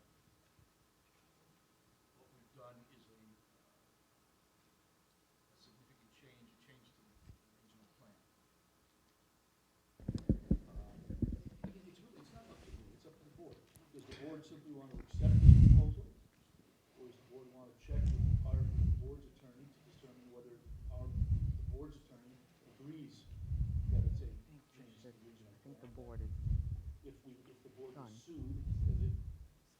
Mr. Chair, I think he's, before we get to that step, I think what he was hoping was that the board might be amenable to having a conversation. I think that would be his preference, and I certainly, as a board member, that would be my preference before we get to legal action. That's always, Also, I don't know if he has this, have we shared this, I really would call an opinion letter from Gary Brochu of February 23rd, 2017. Because before we get heavy into legalities, so he already has this, even though he knows that, I'm not sure that that addressed the board- question that's before us, though. well, I mean, he seems to think in the last paragraph that the board can amend, by his words, we believe the Region 12 board can either amend the regional plan to make this happen or consider a temporary incidental change to the plan. We cannot change the regional plan, but we could certainly put that in motion. to change the regional plan. We could. But why would But we it have still has that? to be voted on Why by would we 3/10. have that discussion without knowing from our counsel whether it's legal or not? I don't understand. You say you want to have a discussion first as to what the board wants to do, but shouldn't we know what the legal parameters are before having that discussion? And if we start discussing things that are not proper or not legal, I don't know what good that does us. I think, certainly you're correct that we would want council to consider the question, but I think it would be okay to certainly say to council, this is something we are interested in doing, if it's possible legally to do it, or we could certainly tell them, this is not something we want to do unless we're forced to do it. I mean, I think that that might impact the But does he really information know we get back. What he has to do is to have all 3 towns vote in the affirmative to basically change the regional plan. We could vote all day long and say, let's do it, but does he understand the implications of doing that? I think he's aware of that. Opening up that Pandora's box. I don't know if that's a Pandora's box. I think Could that's be. something that, at least from his perspective, right. as representing one of our 3 member towns. I'm sorry, Teresa, are you ready to proceed? Sorry, we're just having incidental conversation here. Well, when you're ready, why don't you? Skip over that video for now. All right. Thank you. Thank you. Wow, this will be one to remember. Okay. Back to Fullen. He talks about focusing direction for a school district. He talks about cultivating collaborative culture, having accountability, which we do. And every time a teacher goes out for professional development, they have to write a reflection. So I get to read how it's impacted them, how it's impacting their students, and it's all about deepening their learning. Now, I want to share with you that I focused also on the administrators because it is impossible during the school year to have all the administrators attend professional learning. So the only way to do that was during the summer. And they graciously, every summer, participate in professional learning. I just want to go over some of the particular examples. So one summer we spent time with Nancy Frey and Doug Fisher. They are internationally known researchers, and this was through ASCD, Association of Supervision and Curriculum Development. And the focus for those days, it was 3 days, was about intentional, targeted teaching. So what the administrators learned from that, and we did receive the book, and these discussions continue today, and they still have them with the teachers. There is this model, this gradual release model of real explicit instruction, and then having an opportunity for the whole class to collaborate together, and then to also have opportunities for the students then to demonstrate their understanding of the learning. And so they found this very beneficial. Another professional learning opportunity that we had, and for this one, I reached out to New Milford and asked if they would be willing to have their administrators also participate with ours so we could share the cost. And I brought in Dr. Robin Jackson, also another researcher, and the focus here was on strategic conversations. And the reason this one was so impactful is that you look at the quadrants, and she talked about really understanding where a teacher is coming from. And the quadrants identify whether someone is low skill but high will, or they might be high skill but low will, and how we really would be impactful with those particular educators. What we would do for one is different than for the other.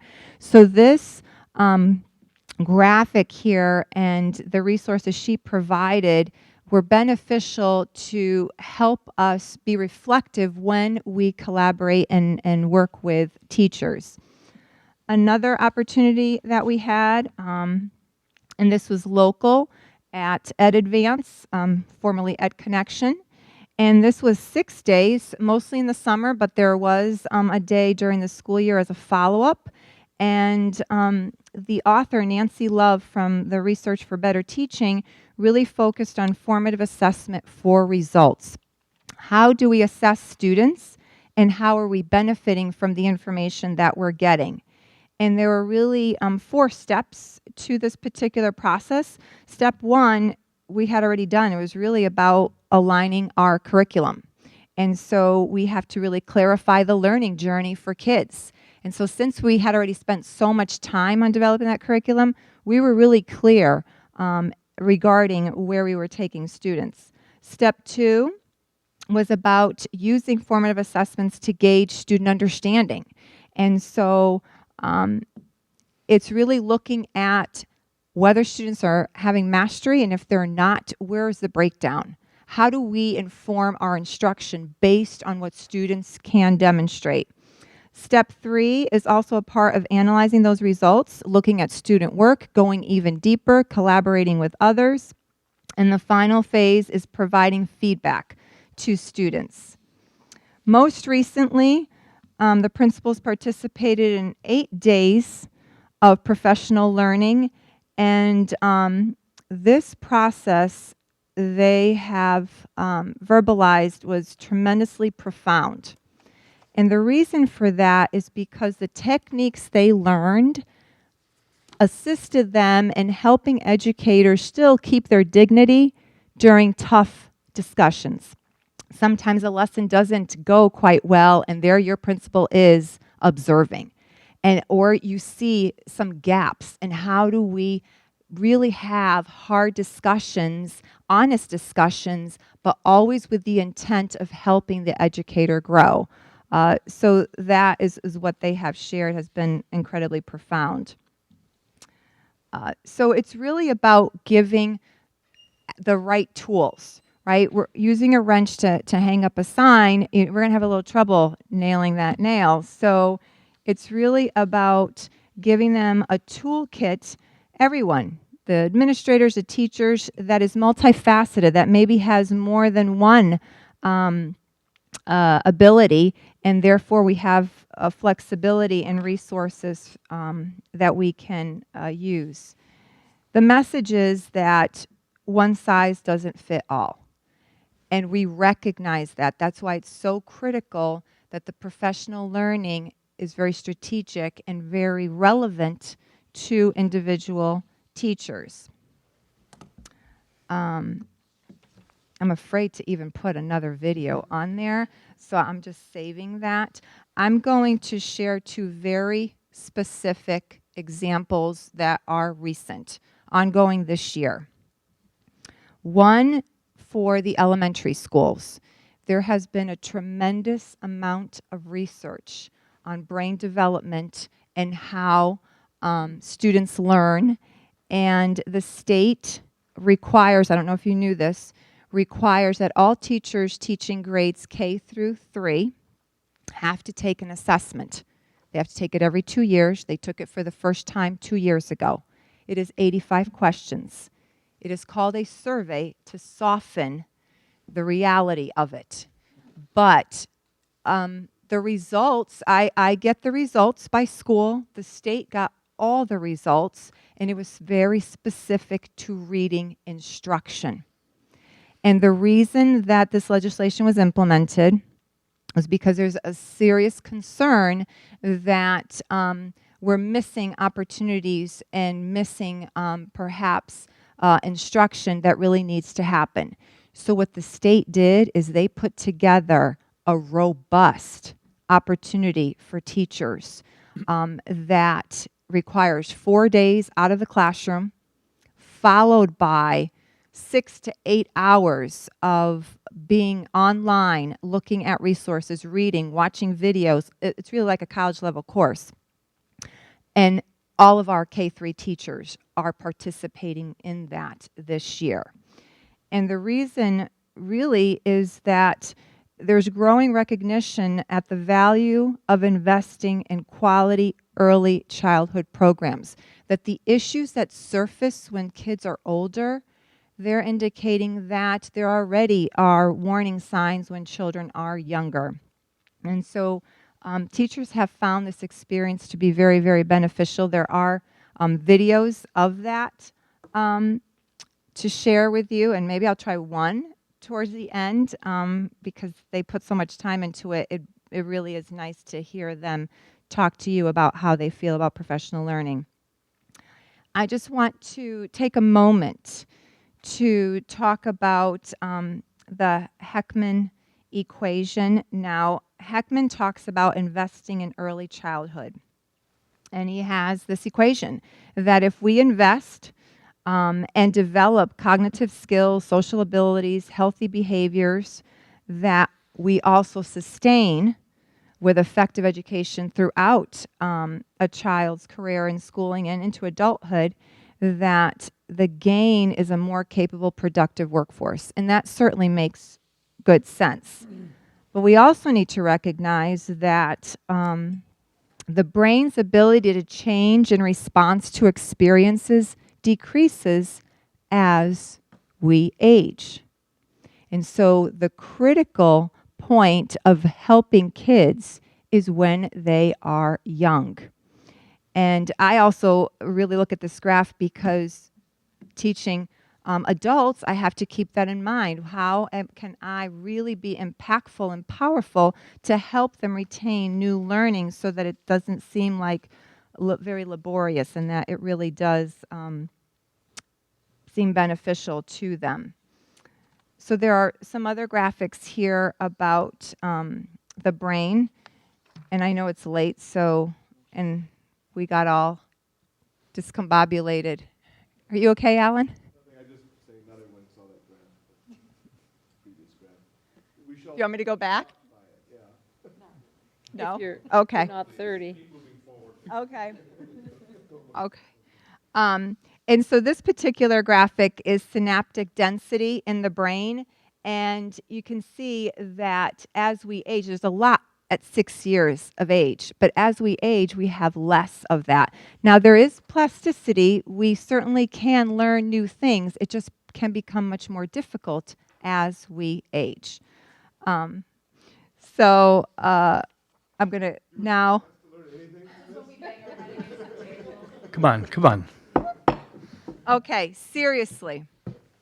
Oh, no. The research and why K3 reading is so important.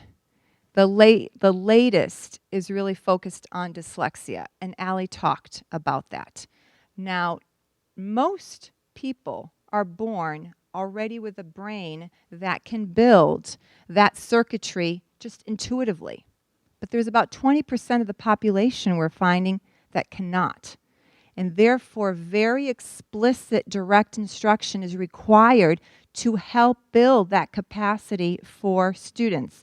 And so what you see here is typical readers, how they have more activity in their brain, and those who are dyslexic do not have that already in their particular brain. And it's showing here, again, we're talking about word analysis, word form, language development. There are kids that just can do that. And if you had no difficulty learning to read, you might not even know how you learned. You just knew to read all along. You may not really understand this, but if there's anybody in your family or somebody that you know that really struggled, there really is science behind the seriousness of this particular research. However, we also know that with intervention, meaning very specific instruction, we can build that circuitry.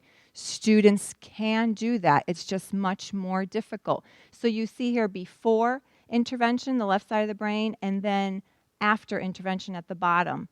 You can definitely see the difference that occurs. And this next slide might surprise you. I know it was a teacher reflection video, but these images here, you recognize some of it? And this next one? These all are dyslexic folks. And Albert Einstein, I love that. Logic will get you from A to B. Imagination will take you everywhere.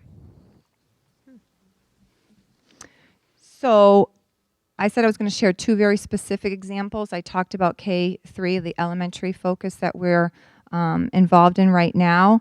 Another example is Kim had approached me and said, I really want to do something with questioning. Now, Kim does walkthroughs, administrators walk through classrooms. Many times I've gone with her and we look for patterns, or we look for, what else can we do to keep progressing. And she wanted to focus on questioning. So I said, okay, I'm going to search out something that is going to really be impactful. And came across this text from Harvard make just one change, and spent several months at faculty meetings recently, gave everybody the book, and really went through this process of question formulation technique where it's the students that are coming up with the questions. They're produced by the students. It helps them become divergent thinkers. They're the ones doing the heavy lifting. Who's participating in the class is doing the thinking. So how can we keep that happening where it's the students that are doing that? And then they go through a process of prioritizing the questions. And the teachers really, some of them just ran with it and then shared how it's happening in their classroom and how difficult it is to keep our mouths shut and let the kids do all of that thinking. And so that was, I think, rewarding, and I think Kim has been pleased, and we're looking to send a team for very specific training when they come around in Boston in the summer. So to summarize, there was a strategic planning process that happened. There was building of coherence, really looking at best practices with better performance being the end result. And I have to say that teaching is an art and it's a science. I gave you a little glimpse of the technical aspect and how we use scientific research to really build our craft. But those of you who are teachers, or those of you who live with teachers, know the level of commitment required to be effective. And they make it look so easy. And that's why it's an art. So I hope you found this beneficial. I'm going to try to attempt one video for you to see. I do have a packet to hand out to you. The packet has a list of lots of professional development that teachers have attended, and there are also sample newsletters that I've sent out to teachers where I advertise opportunities out there. And so over the past 4 years, I pulled from that so that you could have something tangible. And I apologize I didn't give it to you ahead of time because I really wanted you to focus on the presentation, and you'll still have time to look through the packet. But I'm going to attempt a video. All right. I've got my support crew here.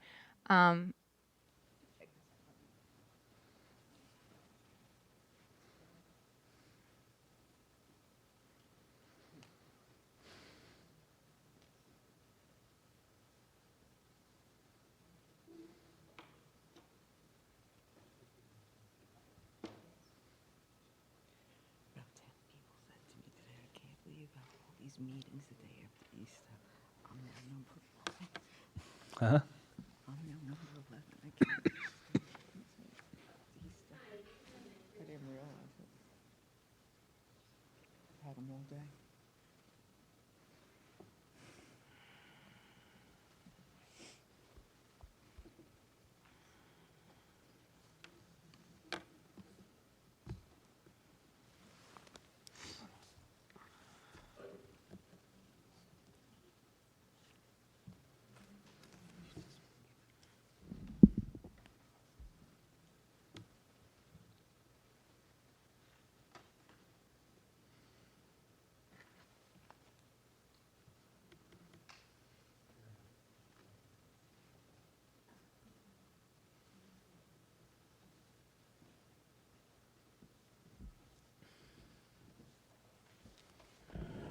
So anyway, in our commercial break discussion, I think, I'll wait till the picture comes up. I think what Curtis is thinking is that to either do a K2-3-5 situation at Burnham or to do a K2 at Booth and a 3-5 at Burnham, either one would require, he believes, and I guess that's what we have to look into legally, a region-wide referendum. Because either one is a change, he believes, to the regional plan. Right. And he just prefers the other version because he thinks it's more conventional. On workshops throughout this whole year, and it really focuses on reading foundational skills, phonemic awareness, phonics, fluency, comprehension, vocabulary development, and it's really given us the opportunity to see where the language of our young learners start and where it will go. And we are so happy that we're able to collaborate with one another and take what we learn from the workshops and really apply it to our classrooms. And then today, for instance, we are taking that work and we're doing an online module unit and applying that and discussing how we can use the different aspects of early reading foundational skills in our classroom. And when we go for the modules, we're even able to collaborate with other districts and to gain a lot of ideas from other districts and how we can implement what they're using into our classroom as well. And it also provides time to reflect upon our practice and how we can improve and support really our struggling readers. And it's an experience unlike I've had in other districts. As a newer teacher to the district, I was really grateful for so many opportunities to dive deep into specific research-based strategies. 2 weeks ago, I had the opportunity to attend SHAPE's National Conference, Society for Health and Physical Education Experts, and we had over 2,000 people at this conference.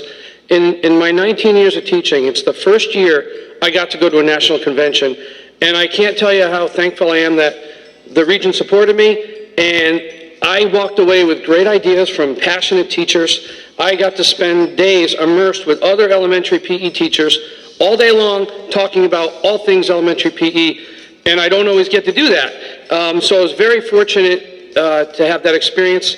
It's something I really enjoyed, and there's definitely things I'm already taking back to the classroom. I got to watch numerous Teacher of the Year presenters present their best practices, and they're coming here to Region 12. I recently went and saw a keynote speaker who was talking primarily about how to handle behaviors with students on the spectrum. However, I realized it could be beneficial to students who have emotional disabilities or anxiety as well. It's something that I want to bring back to my school district and talk to my parents and maybe give them a little training and insight to how the one-size-fits-all doesn't always work for all students and how we could better handle behaviors before they escalate by using certain strategies with these type of students. Best PD I went to this year with Mrs. DeBrito actually was the Next Generation Science Exemplars, and what was cool about it was that I was able to implement Next Generation Science standards that following week in almost every single classroom to build a storyline, to have students create a science model, and then show what they're thinking and how they revise their thinking over the course of the unit. I'm Brooks, third grade at Booth Free School. I have been taking some ReadCon courses, which is Foundations in Reading, Professional Development. I actually attended one yesterday for fluency and comprehension. They are very powerful because it takes us back to the basics of reading, and it helps solidify some of the methods that I've been using and actually strengthen some that have kind of been forgotten. So it has been an uplifting couple of months because we have one more session to take in May, and then we can celebrate in June of all of our accomplishments. So I really enjoy the ReadCon PDs. We've also done I've been part of the Invention Convention, which has helped these kids, their creativity shine through. And I think all the kids really enjoy that as well. One of the forms of professional development that has been made available is the weekly PLC meeting. And PLC stands for Professional Learning Community. And here at Burnham, our colleagues are split into two different groups. The K2 group, where the K2 teachers meet, and the 3-5 group, where the 3 through 5th grade teachers meet. And it's an opportunity to discuss best practices in teaching and how to implement new ideas and initiatives into our classroom. And it's a wonderful opportunity to share our successes and our failures in order to see what works best in the classroom and what helps our kids learn. So it's really a mutually supportive environment, and we share our ideas about what has been going on, and particularly we've been focusing on science and math because science is all changing with the next Gen Science initiatives and math with the Ag STEM program. We want our children well prepared and hopefully to be able to apply and participate in the Ag STEM opportunities. And we're pretty excited about it. We enjoy working with the book studies that we do, and it's also a time to kind of let your hair down and be really honest about what is working and what. So I recently had the opportunity to go to Philadelphia for the National Kodály Music Educators Conference, and it was really wonderful for me because of the fact that I am the only elementary general music teacher in the district. So it's hard for me to have colleagues that I can collaborate with and bounce ideas off of, or just get thoughts from, because I am the only person who kind of does what I do.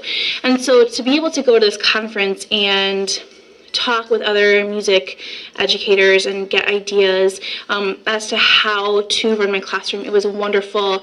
I spent the whole weekend dancing and singing and playing instruments, and I have already, since just getting back on Sunday, I've already incorporated 3 new circle song games into K1 and 3rd grade. So it's been wonderful, and I got really great ideas as to resources to incorporate into my classroom as well. So like right here I have flashcards I've been using that I had no idea, I didn't know that they were available. I've made my own, but they don't look nearly as good. And so that was really great to know, and I got other resources for even concert ideas, circle song games, like I said, really complete lessons, and I wouldn't have been able to really know about these things if I hadn't gone to the conference.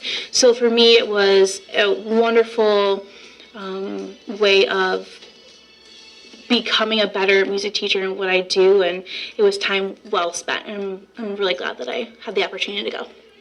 Last year, Dara and I attended the Next Generation Science Standards meetings, where we learned about the 8 engineering and scientific practices for the elementary classroom. Attending meetings helped us deepen our understanding of the practices and learn how to incorporate them into our classrooms. We met with other colleagues from other districts around the state, and we participated in lots of engineering activities that we were able to bring back and incorporate into our classrooms.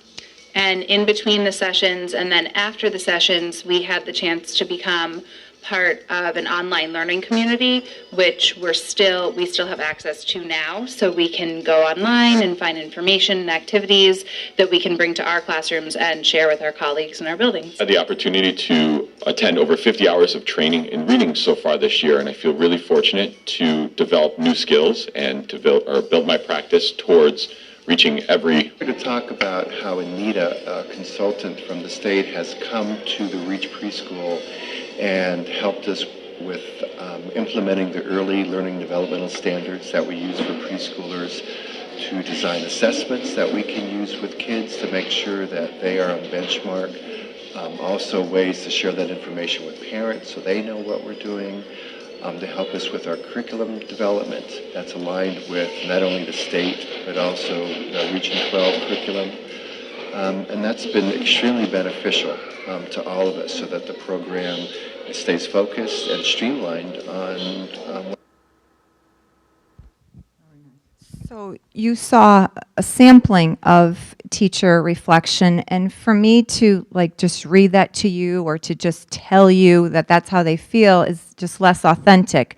So that's why I didn't want to just give up on the video. And this particular one, you're going to see just 2 teachers talk, and then I'll be happy to take any questions that you have.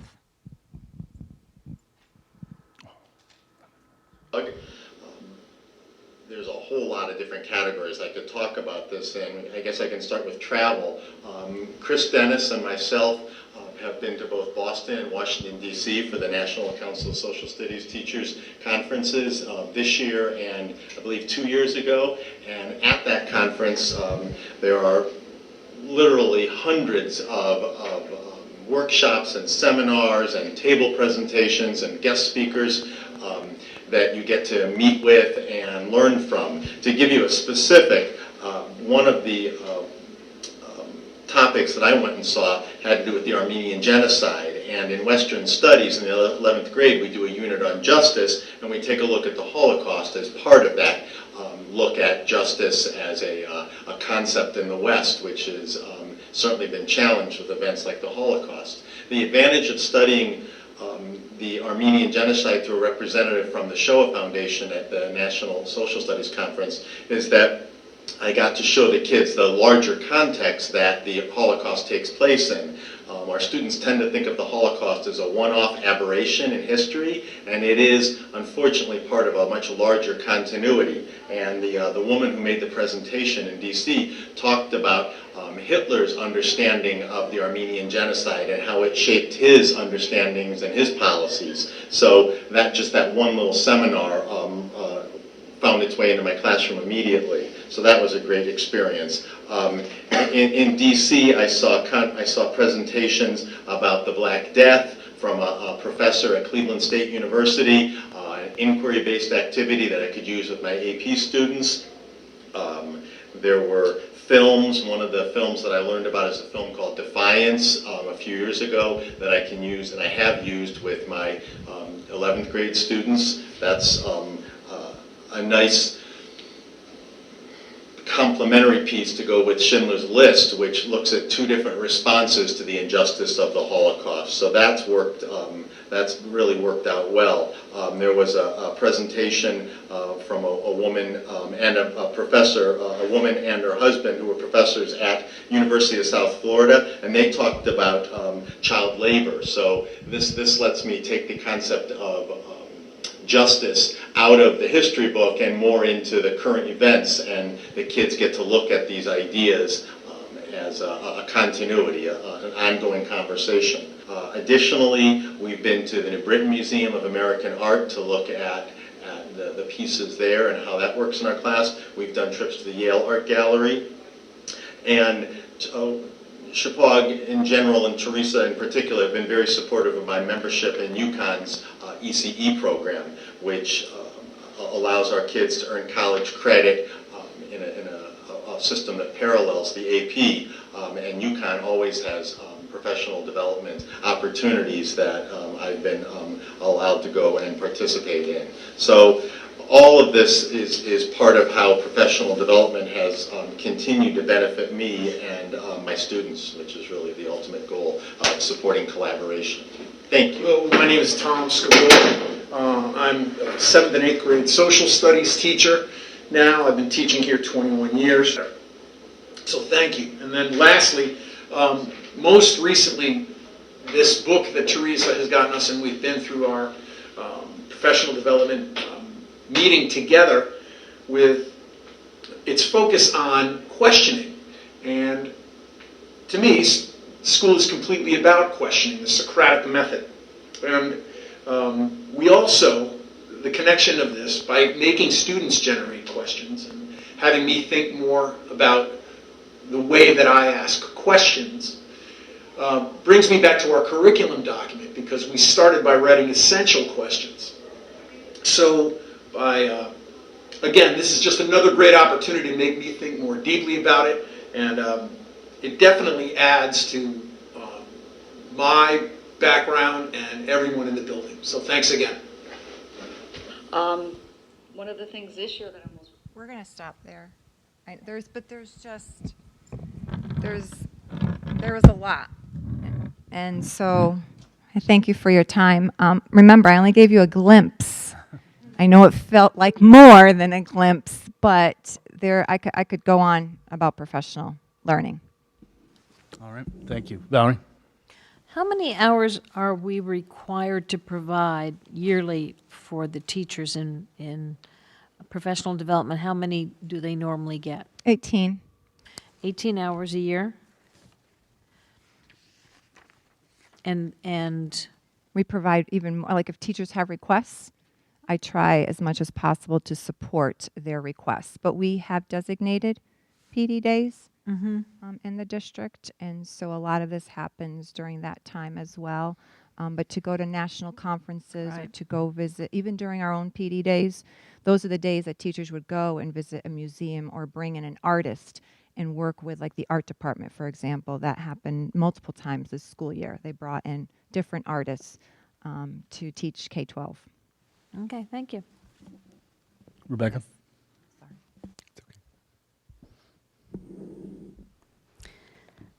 Thank you very much for that. I agree with you. It was really nice to see the testimonials from the staff, and it's such an important reminder that in order for us to do what we need to do, we need to never take our eye off the fact that we need to invest in our most important resource, which is our human resource. And what's really wonderful is just to see their passion and their excitement and how willing they are to grow and to collaborate. And that was just a wonderful presentation, so thank you. You're welcome. Michael? I know that increasingly there are state mandates for teacher training, retraining, and I'm wondering how that impacts this district in terms of professional development. Are you having to increasingly limit the amount of professional development, or are the state mandates just handled at other times of the year, other meeting dates? Well, we try to be creative. Remember, I meet with the administrators, so we're required to train all the staff in physical restraint and safety. And so Ally has teachers go out, selects the teachers, and they get trained to be the trainers. And then we'll train staff here and come up with a schedule to do that. So that's just an example of how we're trying to be strategic so that we're not having to send out the entire school district, but that she's had folks actually be certified trainers. In order to maintain the sustainability, for example, the shift in the core standards, like every time, there are new standards that come out, we spend time really dissecting through those particular standards. But when it's significant, many times we bring in consultants, coaches into the classroom so that we can really offer the opportunity to the teacher to have somebody there day in and day out for a block of time, because you go to a session, you go, oh, this sounds great, I got it, and then you go to implement and you still need some support. You're inspired, but the support needs to be there. Otherwise, you might not get to that capacity that you were hoping to. So there are things that we do in district to help with those particular shifts. And there hasn't been a year that we don't add new standards. I mean, social studies was added last year.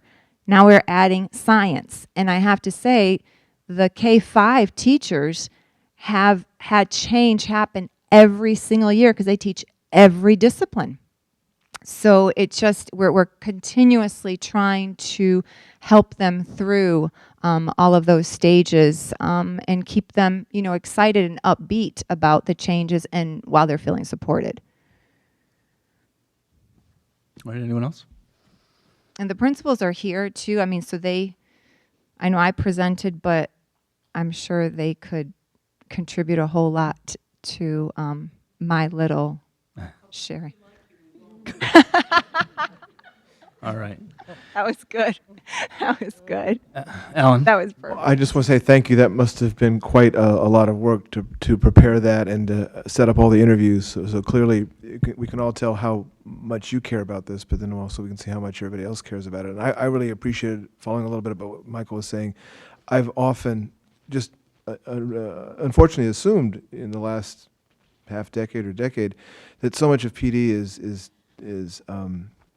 has to be devoted to following up funded or unfunded mandates that from the top down, from beyond the region, and that even within that, a lot of PD would have to do with other changes or other curricular activity within the region. It's very nice to see that there's a blend of all that in your PD, that there's obviously mandates from the state, there's obviously school plans that have to be filtered through and have teachers prepared for. But even, I think, as Senior Nolan said right off the bat, a lot of the process was bottom up, so that there were people who really had, if not simply collaborative experiences they wanted to have, but even from their own personal needs as teachers, those are being met in your PD. And that's great too, that it's really satisfying all the different levels that it should be. And We're trying. Yeah. And that was the best part of seeing this. And I apologize again for the interruptions. That's fine. All right, Teresa, thank you very much. It was very informative. Appreciate it. And it was a lot of work. Thank you. And thank you for your enthusiasm. All right, moving on to item 8 on our agenda, policies. Alan, are you prepared to take us through these? We've seen most of these before. All right, so first is policy 5141, student health services. The reason that we made these changes, I don't think there's been any change since last time, is that we had to really involve the requirements for the medical advisor. A lot of this had to do with some different changes to the immunizations and vaccinations. But for the most part, it was really, if you look in the first page, and this is just reminding you because we have seen these before, that we had to make sure that our district medical advisor, who really is performing a pro bono service for us, was willing to become as involved as these new statutes wanted him to be, and he is. He went through all of this with us, and that is the reason for these amendments, because they have to do with health assessments, and they have to do with, you'll see on the last page, the legal reference, the changes to the public health code. Is there a motion to approve 5141 for second reading? Greg? I move we approve proposed policy 5141 for second reading. Second. Rebecca seconds. Is there any further discussion? Yes. Curiosity, and I know it's late. Point 4, if required by the school district medical advisor, testing for tuberculosis and sickle cell anemia or Cooley's anemia.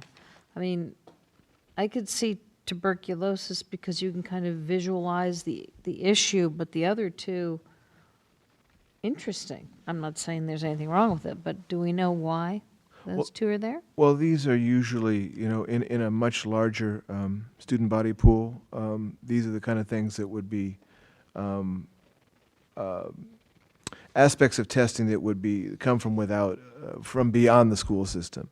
And as a medical advisor, he would advise this or be aware of this, and that's why why this is being, what's the word for it, put into writing to give him that permission to do. It would be something, obviously, that wouldn't be necessary as far as sickle cell anemia in this school system.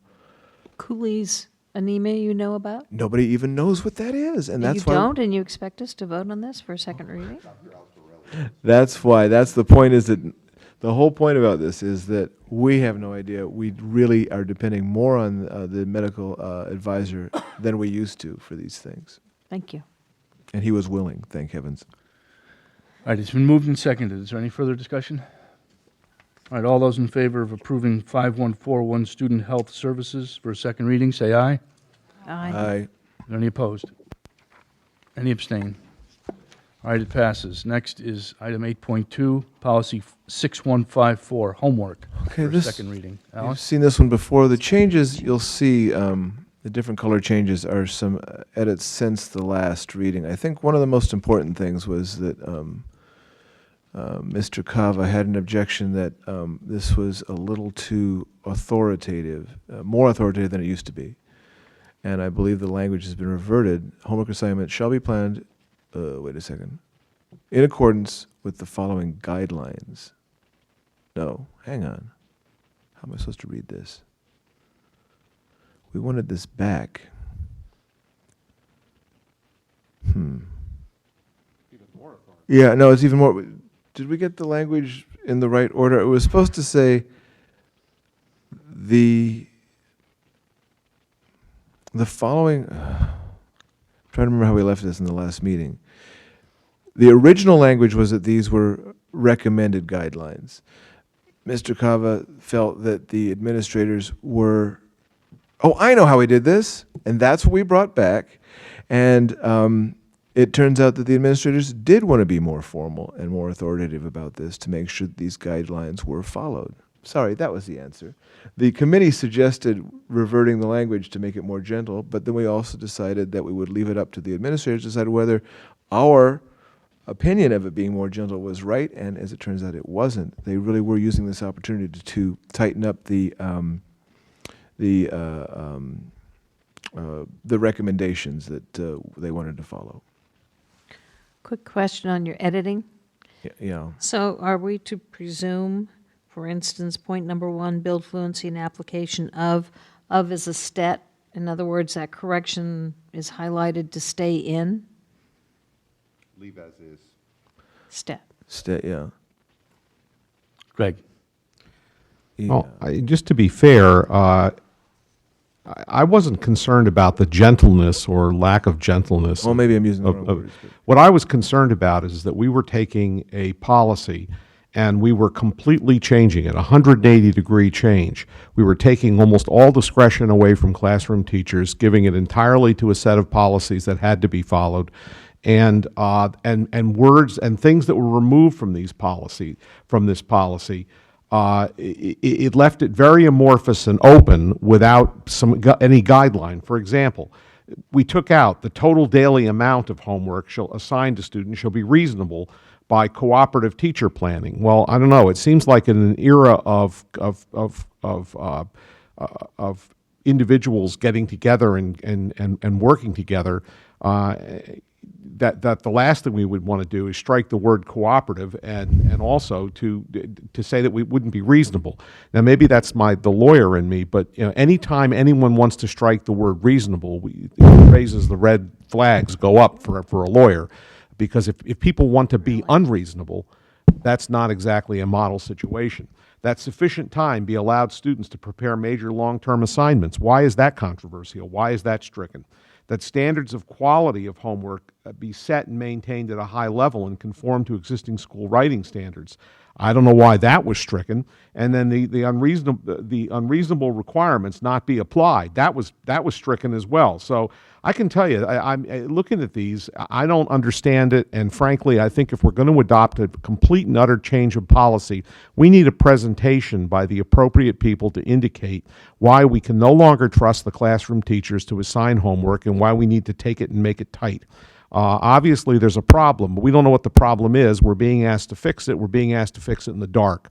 And I will vote against these. I think we should move to, in fact, I will move to permanently remove them from consideration, because I don't think we should be considering these in an atmosphere where we do not know the reasons behind them.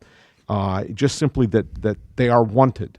And I don't quite understand it, because I can tell you right now, the first time there's a situation with a parent upset about the way homework was assigned, they're going to come in and they're going to ask this board, why did you throw out the words reasonable, and why did you throw out the prohibition against unreasonable, and why did you take away coordinating, and why did you not let the teacher be the one to decide? That will be the question, and we will have to answer it. And our answer will be, we were told to do it. That will be our answer. And if that's our answer, we're not doing a very good job as school board members. Well, you have a point for some of this, except for the fact that some of this is simply editing. The language has been moved around, because in number 2 it says including sufficient time for daily and long-term assignments. The sufficient time be allowed students to prepare major long-term assignments was struck out in number 4, but added up to number 2. I think that the changes that we're making here are, when it says that unreasonable requirements not be applied, that is so amorphous as to be unreasonable itself, which is why that one was taken out. I believe that the homework will be reviewed and given due consideration in computing grades was taken out, because that also is something that one would assume a teacher would be doing without being told to do so by board policy. The one issue that I think, this is just off the top of my head because I can't find, I'm not remembering clearly why, but maybe I can get some help from, if we haven't already exhausted Ms. DeBrito, is your issue about cooperative teacher planning. I can't imagine that has been thrown by the wayside, but I'm not remembering the logic behind that one. Can you speak to that, Teresa, without putting you on the spot, or should we? Yeah. Yeah. Michael, do you have? I just wanted to remind the board, I mean, this particular policy, we probably talked about longer than almost any other policy that I can recall. And maybe that's why some of us are having some difficulty with it now. If you remember, as a board, we had some concerns about homework. Obviously, that's why we brought up the idea of a policy concerning homework. Many members of the board expressed the interest in having administrators look at our policy with an idea of putting in place a policy that would be simple for teachers to follow and understand. So I think I don't want to speak for them, they can certainly speak for themselves, but I think what they were trying to do was put into place some reasonable guidelines that teachers would understand, that maybe would require a little bit less verbiage than we had in the past. Am I wrong on that? Mhm. And I think we're there now. Certainly, if an individual board member has a problem with a particular word, we can wordsmith as much as we need to. But I mean, right now, I feel like it's a very reasonable, understandable policy that we could easily follow. Anthony?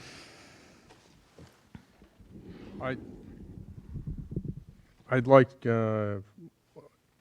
when you answer the question about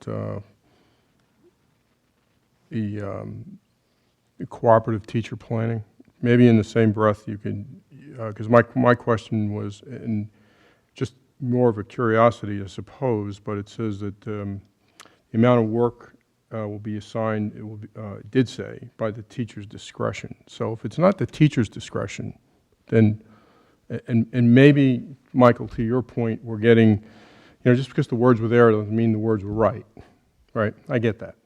But it just kind of strikes a question that says, all right, at one point we said homework is up to teacher's discretion, and now we decided to remove that. And what was the thinking behind removing that?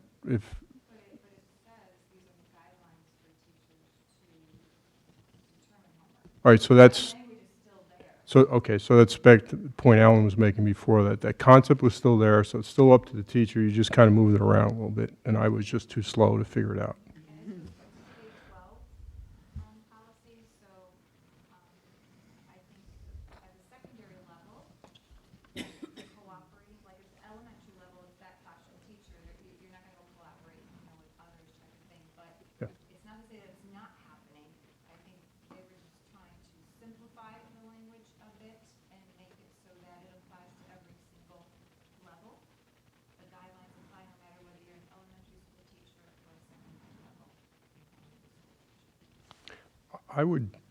This is a suggestion, but I think that particular point, it's a valid point, and I get what you're saying. But I think this is perhaps where a few extra words might be worth leaving in the homework policy that speaks to when there's an opportunity, in the higher grades, as you start to have more interaction with other teachers and other, requirements, that it's a cognitive thought that the system is going to appreciate all of the demands on a student's attention post day, whatever. That's just my editorial comment, but I get where you're coming from. Thank you. Valerie? Well, for my purposes, whenever I see things like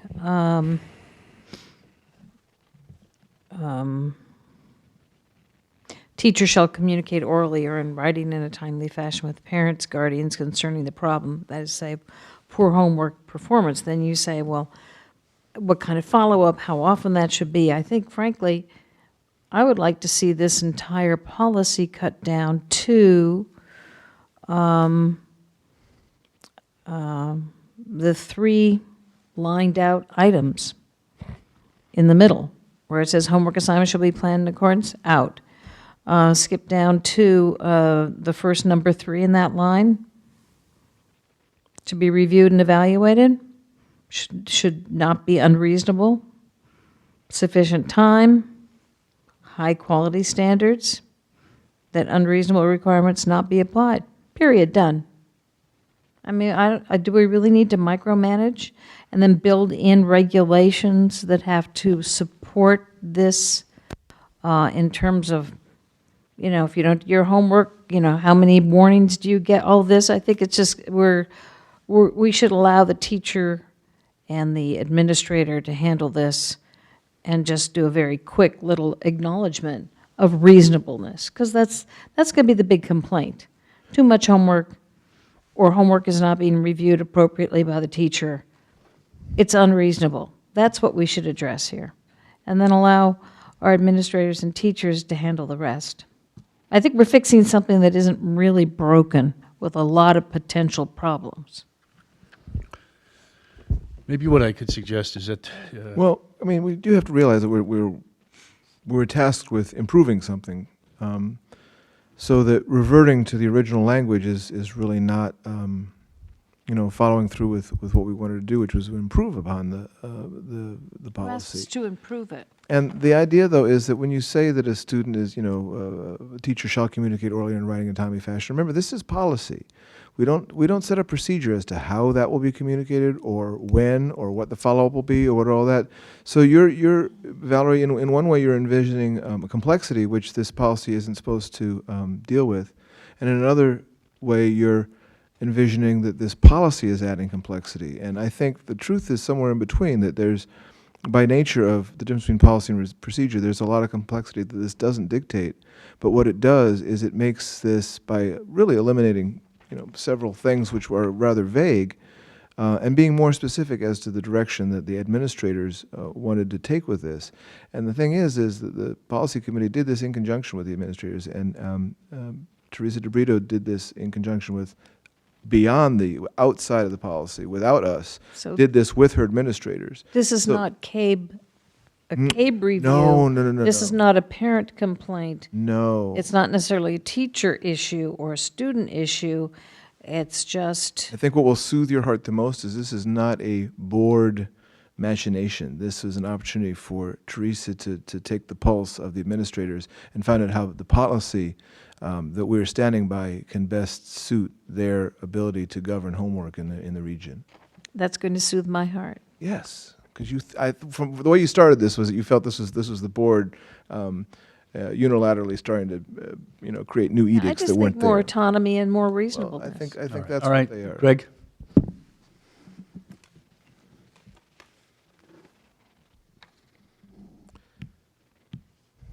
I don't want to get into the weeds of it, because I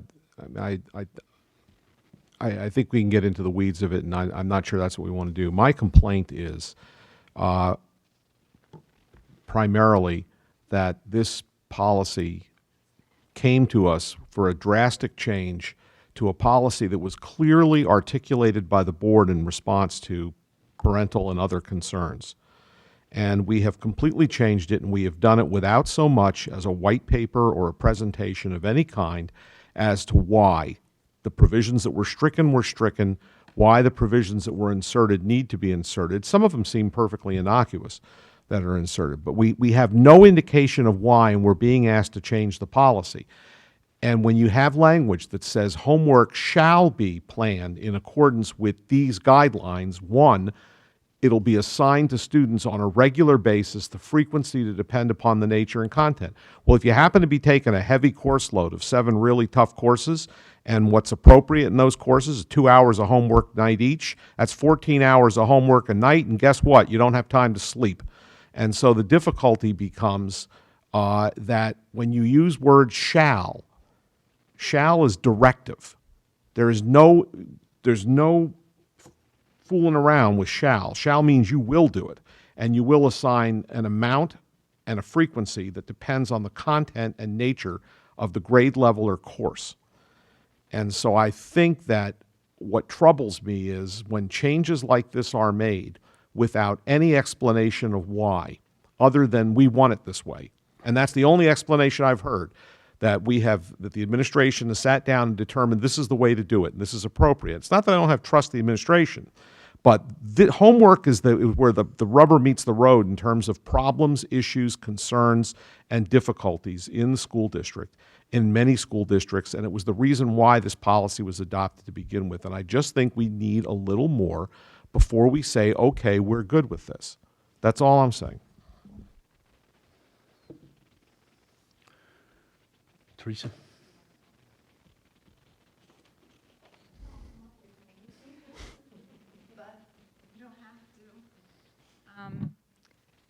We didn't ask for the policy to be changed at all initially. I think we're going back a couple of years.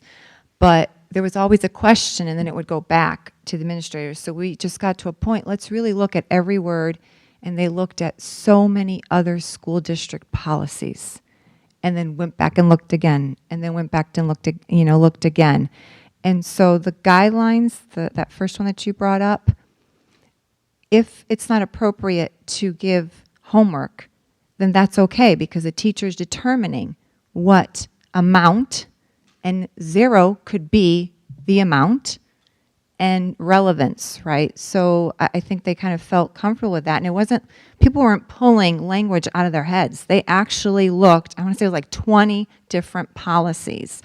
And because they had never been a part of this particular policy. And this began with adding flexibility after a holiday break. Like that's where it began. But then other questions about this word or that word came up, and then it would go back, and that was the process. So it's not that we want people to be unreasonable. That's not it at all. But it was then fortified with different language that they felt was clear. But we'll do whatever you would like us to do.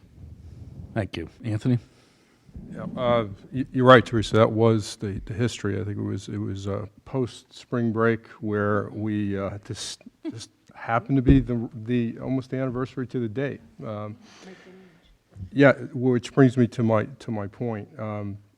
Because I think when we brought this up, Michelle looked at the policy and said, wow, the last time we wrote this policy was 1999. The last time we reviewed this policy was 1999. We're a year into our review cycle, and we'll be on a 20th anniversary pretty soon.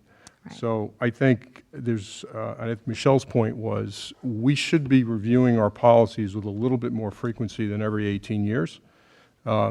Even if we just review it to say, guess what, it was as good as it was back then, it's still good now, but at least the revision date would be today's date. So I think that's just good housekeeping. So I would like to figure out how we can move forward and get you, I agree with you, Greg, shall has legal meaning. It's an important word, and there, so we got to be careful what words we leave in and what words we choose to take out. But I do think it's healthy. Some of the changes that I've seen, I just overall, I think cures the problem of post-spring break homework. But it also, I think, cleans up some other issues. So how do we get this thing moving forward? The other thing, too, is we talked about what's the purpose of a policy. Is it to sort of say, oh, this is a nice thing to do, or are there parameters that we would want all teachers to abide by? And that's what their comfort like shall, levels. I think policy has a very significant meaning Right. versus a guideline, which is a mere, could be construed as a mere suggestion as opposed to a policy, which is, it's not a suggestion. Right. And I happen to like the not a suggestion of teachers being responsive to grading homework, because that's probably, as Greg pointed out, it's probably the first indication that something is not resonating with the student, and I think the feedback needs to be pretty timely. So I kind of like having that language in there in black and white and bold to give you, as the administrators, the leverage to remind teachers. Right. Right. And we haven't had that chance to say that to you, Greg, so we're saying the same thing. But there's nothing after the word shall that I don't expect of teachers all the time, and of myself. Yeah. All right, well, I mean, I guess there's two choices. If somebody makes a motion to approve and it's seconded, we can vote and see how the vote goes. We normally pass try to pass policy unanimously. It doesn't have to be. Or it could be sent back to the committee with a... I'm not sure if what we would, I mean, the problem is going back to committee, as Teresa reminded me, is this started out with the changes to the last paragraph, and because it went back and forth so many times, we said, well, how do the administrators feel about this? Well, how do the administrators feel about that? We handed it over to the administrators to see how they felt about the whole thing, and they went and reviewed all these policies, and this is how they feel about it. So I'm not sure how much we can go back and forth, because what we're really doing here is we are trying to, make sure we have,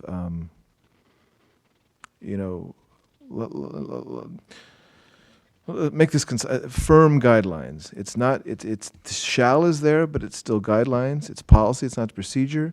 It's the strongest way, based on research from many school systems, that the administrators feel they can word policy that will help codify, as Kim says, what they expect of their teachers every day anyway. Michael? I just want to remind everyone that, to second what Alan is saying, that this has gone through the committee. The committee is happy with the language. This has gone through the administration. The administration is happy with the language.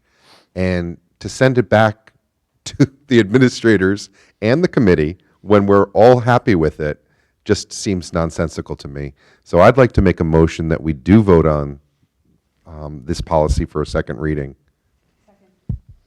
All right, it's moved and seconded. Is there any further discussion? Valerie? Well, once again, I'm just concerned that we're being held so tightly, or not us, our employees are, like item 6. Under no circumstances now, it's board policy, can you have any written assignments or test administered in the breaks listed as December, February, and April. So that's a very specific time period. You are right. That could change. You are right. Easter is a movable feast, if that's what we're talking about. Easter's not on there as one of the holidays. Well, whatever the April break is, and I just think we're tying hands unnecessarily. And quite frankly, if a first grade teacher wants to say to the children coming back from a wonderful Christmas vacation, write a paper how I spent my Christmas vacation, that's in violation. No, if they Yes, it assigned it is. to them It's over due break. the day after. If they assigned it to them over break and it was Mhm. due on the day they returned, Yeah. that would be a violation. Right. If they gave them a in-class writing assignment on the day they returned, Why would we be that's so perfectly fine. draconian here? Don't we respect our teachers to do Of course the right we respect thing? our teachers, but we're also trying to respect our families. That's Well, what it's now part of in this a, change in a is. carved rock. All right, okay. Is there anyone else? Greg? Yeah, I guess if you're going to look at this as providing guidelines to teachers, I mean, it obviously doesn't tell them whether or not homework should count toward the grade of the student. So I guess that's within the teacher's discretion. It doesn't tell them that if one student chooses to be lackadaisical about their homework and not do it, and other students do their homework, that student will be negatively impacted. One of the few complaints that I haven't had a lot of complaints about homework. One of the few I had was related to an awards presentation when a student was cited by several teachers as being completely indifferent toward homework and not really doing it. And yet here they were with graduating with a grade point average in excess of 100 and being given award after award. And I think a lot of parents left there frosted that one person that we could assign homework and say your grade is dependent in part on this homework, and a person could be given accolades for being indifferent to it. And I think that when situations like that arise, this policy will provide no guidance whatsoever. And so the question is, if you're going to have a policy, maybe the policy should address things like if you assign homework and you say that it counts toward the grade, that the failure to do it shall result in not getting the points. That's the kind of thing that a policy does. If this is just a guideline, that's fine. But I just want to make it clear, because it's being adopted as a board policy, that you shall do it in accordance with these guidelines. So that's kind of a veiled policy.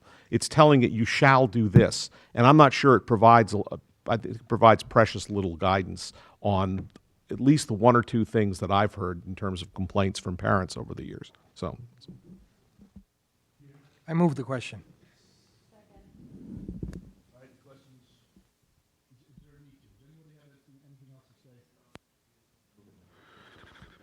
I don't have to. Is there anything else anybody wants to say? When you move a question, that ends discussion. You can't just say, okay. There has to be a vote on it, all right? All those in favor of moving the question, raise your hand. Okay, the motion passes. There's a motion on the table to approve policy 6154, homework for second reading of the board. I'm sorry. I didn't vote because we were offered a choice between being in favor, done. There was no asking for votes against or abstaining. I apologize, that was my error. Would all those in favor of the motion to move the question, raise your hand.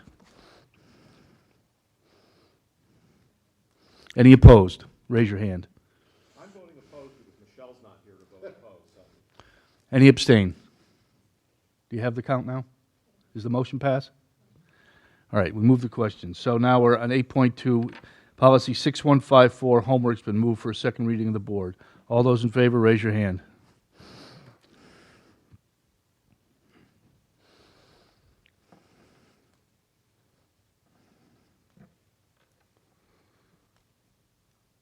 Any opposed? Raise your hand.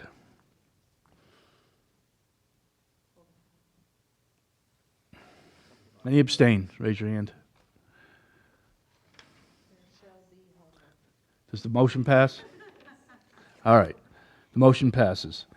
8.3, second reading, policy 9126, bylaws of the board, treasurer. I'm texting Michelle to let her know that this policy is finally voted on. Okay, 9126, very simple. It was the one where we simply are having reality catch up, policy catch up with reality. Back in 1997, the superintendent needed to countersign with the treasurer checks over 3,000. We need them over 5,000. And that is a change. It's 5,000 now, I thought. It is 5,000, but there's no counter-signing. What I do is I review, as treasurer, vouchers for any checks over $5,000 that are not part of a contract. However, Bob gives me all of the vouchers over 5,000. I do not sign anything, though. I review, and then every packet that I review every month, I review all of them. I question what those vouchers are, and at the top page, I say reviewed by V. Anderson and the date. I don't sign anything but that. You're not supposed to countersign, huh?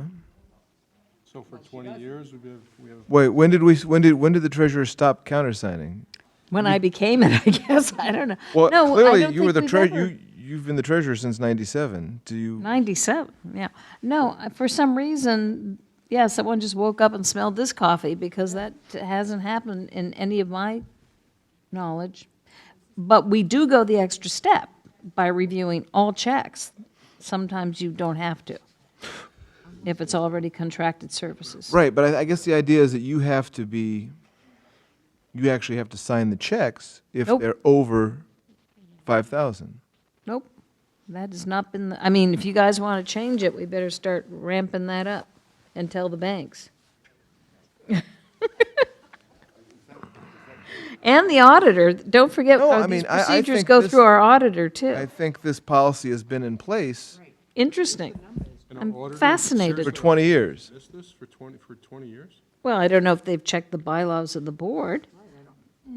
But I Bob would don't have think Bob this is- would have been familiar with custom or with the number of sign lines on the checks. I'm wondering if someone else signs it that is not Val, like, you know what I'm saying? Like if Bob It would just be signs you. it, or, I don't really sign the checks, it's Yeah. like, you know, Auto stuff. electronic, auto Yeah. stuff. So Yeah. I'm just wondering if it's over 5,000, does somebody then pull it and sign it from the office? I have to find out, honestly.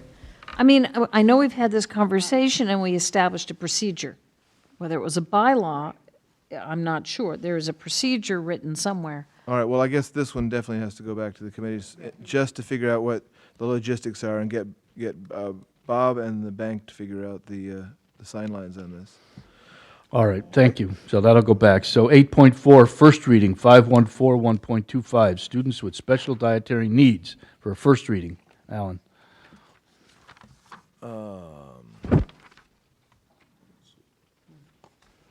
The heck do I know about this one? I can Go ahead. run with this one if you want. Take it away. All right, so this is a policy that's new.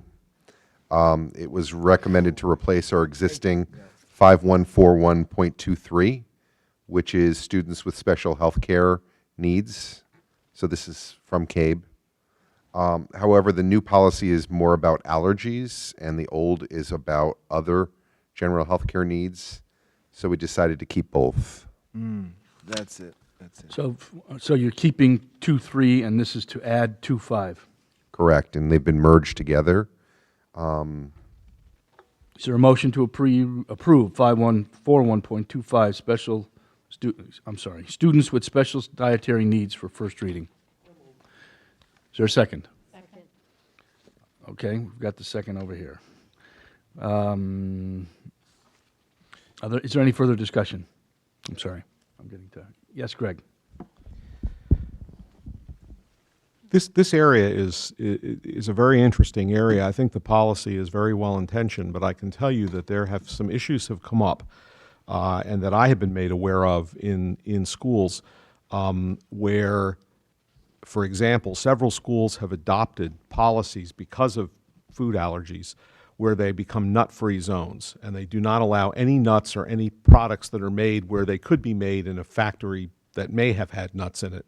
And what ends up happening is this can come in direct conflict, for example, with another student who may have a type of thing where they need to have, where they may be lactose intolerant but also need to have protein, and the only practical solution to their protein is some type of a protein bar which cannot meet the anti-nut certification. And now you've got one kid that may go into a coma versus one that may go into anaphylactic shock. Now, I personally hope that we will always adopt policies where we put our nurses in charge and our professionals and let them make the appropriate calls. But I only bring this up because I was made aware of this kind of situation during the time that I spent campaigning for the Senate. And I spent some time with a parent that ran into this very thing in the school district. And so I think that this is something we have to be very attuned to.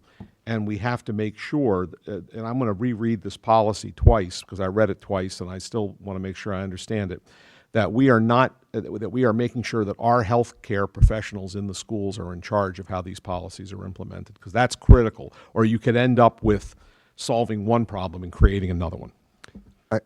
Just to respond to Mr. Cava's concern there, both of these are already vetted at the state level. These are both CABE policies that are simply being merged together. And I can tell you that as a district, what I've observed as a board member is that we're incredibly concerned about students with special dietary needs. In fact, you'll recall, some of you, that we've passed board policy to restrict food, for example, in holiday celebrations. And that was all about trying to help students with special dietary needs. Typical.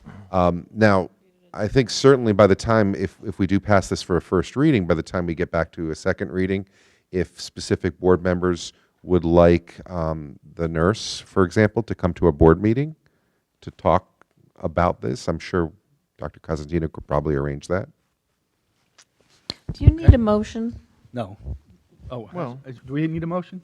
I don't know. I mean, I would just say that this, do. this, No, you know, It's been moved and seconded. yeah, this First reading. It basically is a policy to make sure that we have a district-wide food allergy management plan, and it states its goals. So the policy itself isn't really setting up the plan. It's setting up the guidelines for the plan. And of course, this is all, as Michael said, state mandated. So I don't think there's a concern that there should be a concern that things will be left out of the plan, such as how to deal with, and for instance, there's a peanut table and a non-peanut table in some of the school buildings for lunches. I don't think that that's the kind of thing that this policy would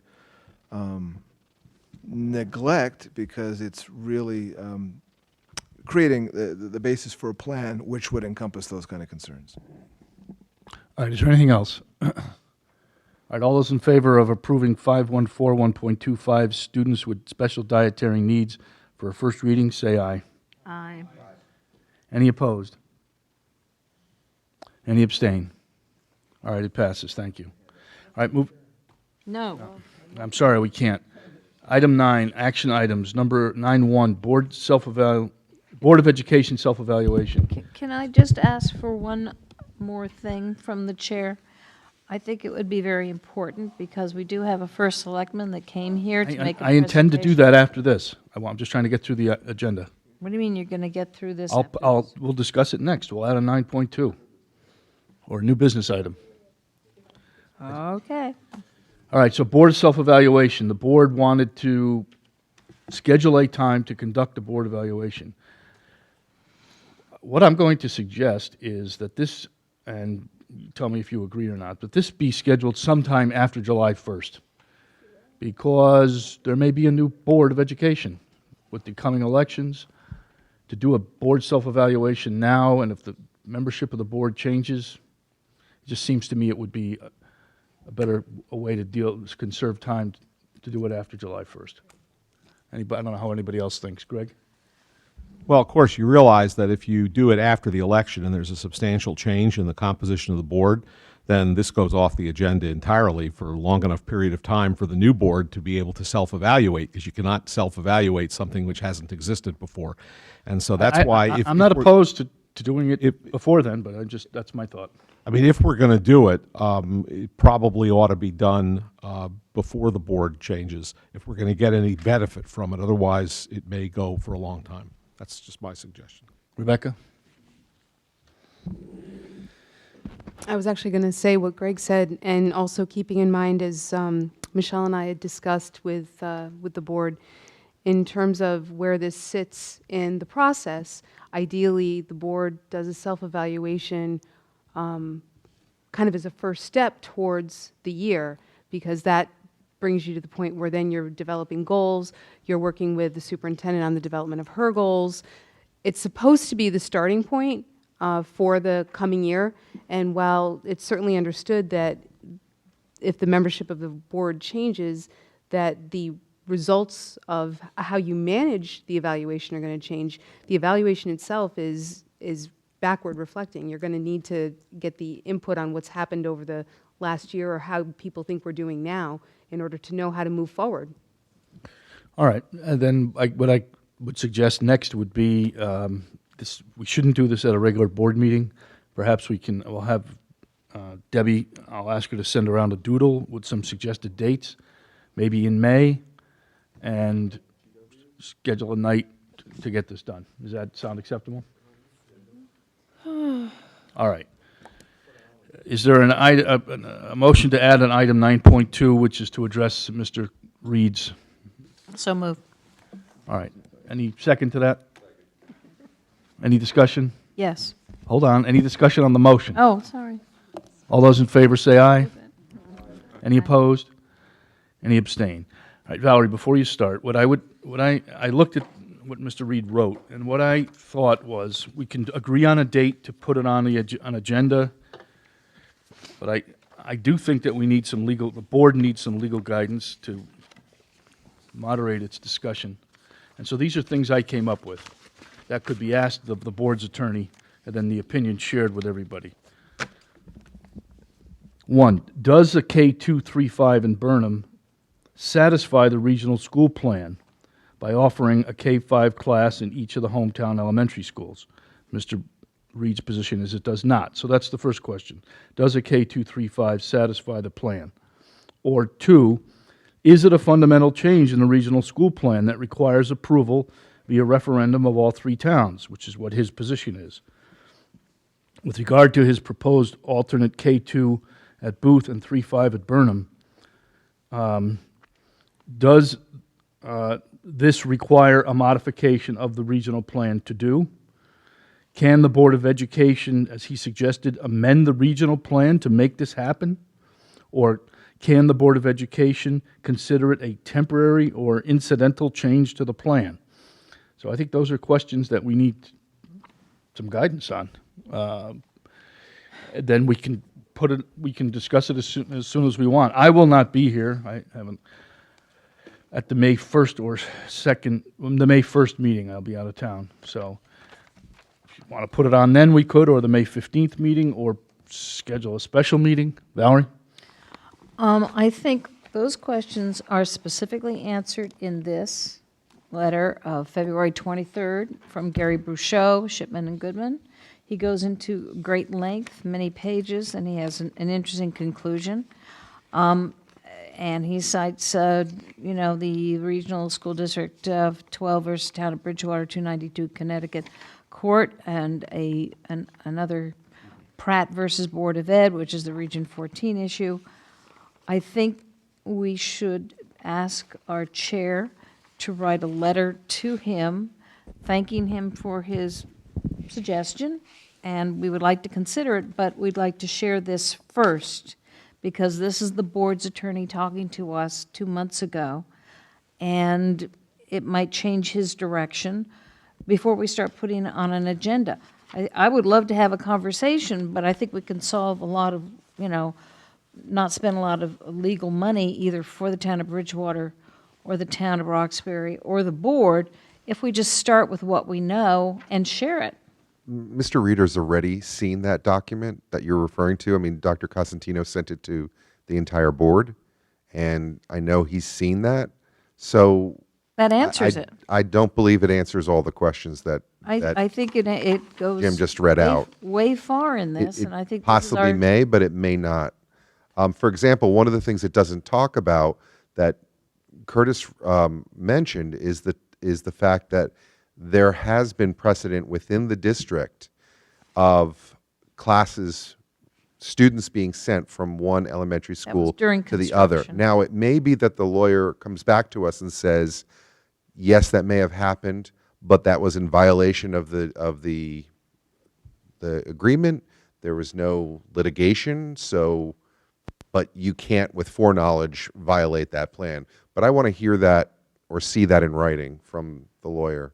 Well, I don't feel like we should be spending more money saying exactly what we already have in hand, and this is a good starting I point. don't think that would be redundant. If I did, I wouldn't suggest that we spend that money. The conclusion represents us. It might not represent Bridgewater. So at least we can say, thank you for coming. This is what we know so far. What do you think is different? And then the town of Bridgewater can then indeed hopefully have an experienced attorney who can counter what is a standing I opinion letter. disagree. If you want to hear Jim read his questions over again, I think some of the questions that he just read may be covered by that agreement, but some of them may not be covered by that agreement. Everything, I just read this, everything is covered that he just asked. I disagree. So we've already paid for it. I disagree. I think, I don't have it in front of me, Valerie, but it was trying to answer a different question, as far as I... No, it really is remarkably covered here. It's prescient. Alan. Be grounds for disagreement, as I said, because as far as precedent goes, and I think from what I can tell, and I'm caught in the middle of this, and quite honestly, I'm my head's spinning over this, but I think it's, as I said earlier when I was saying about the commercial break, he believes that it is a change in regional plan regardless of how it's reconfigured. He realizes that K235 in Burnham is still, could be interpreted as technically still having K through 5 in elementary school in Bridgewater, so that could seem reasonable.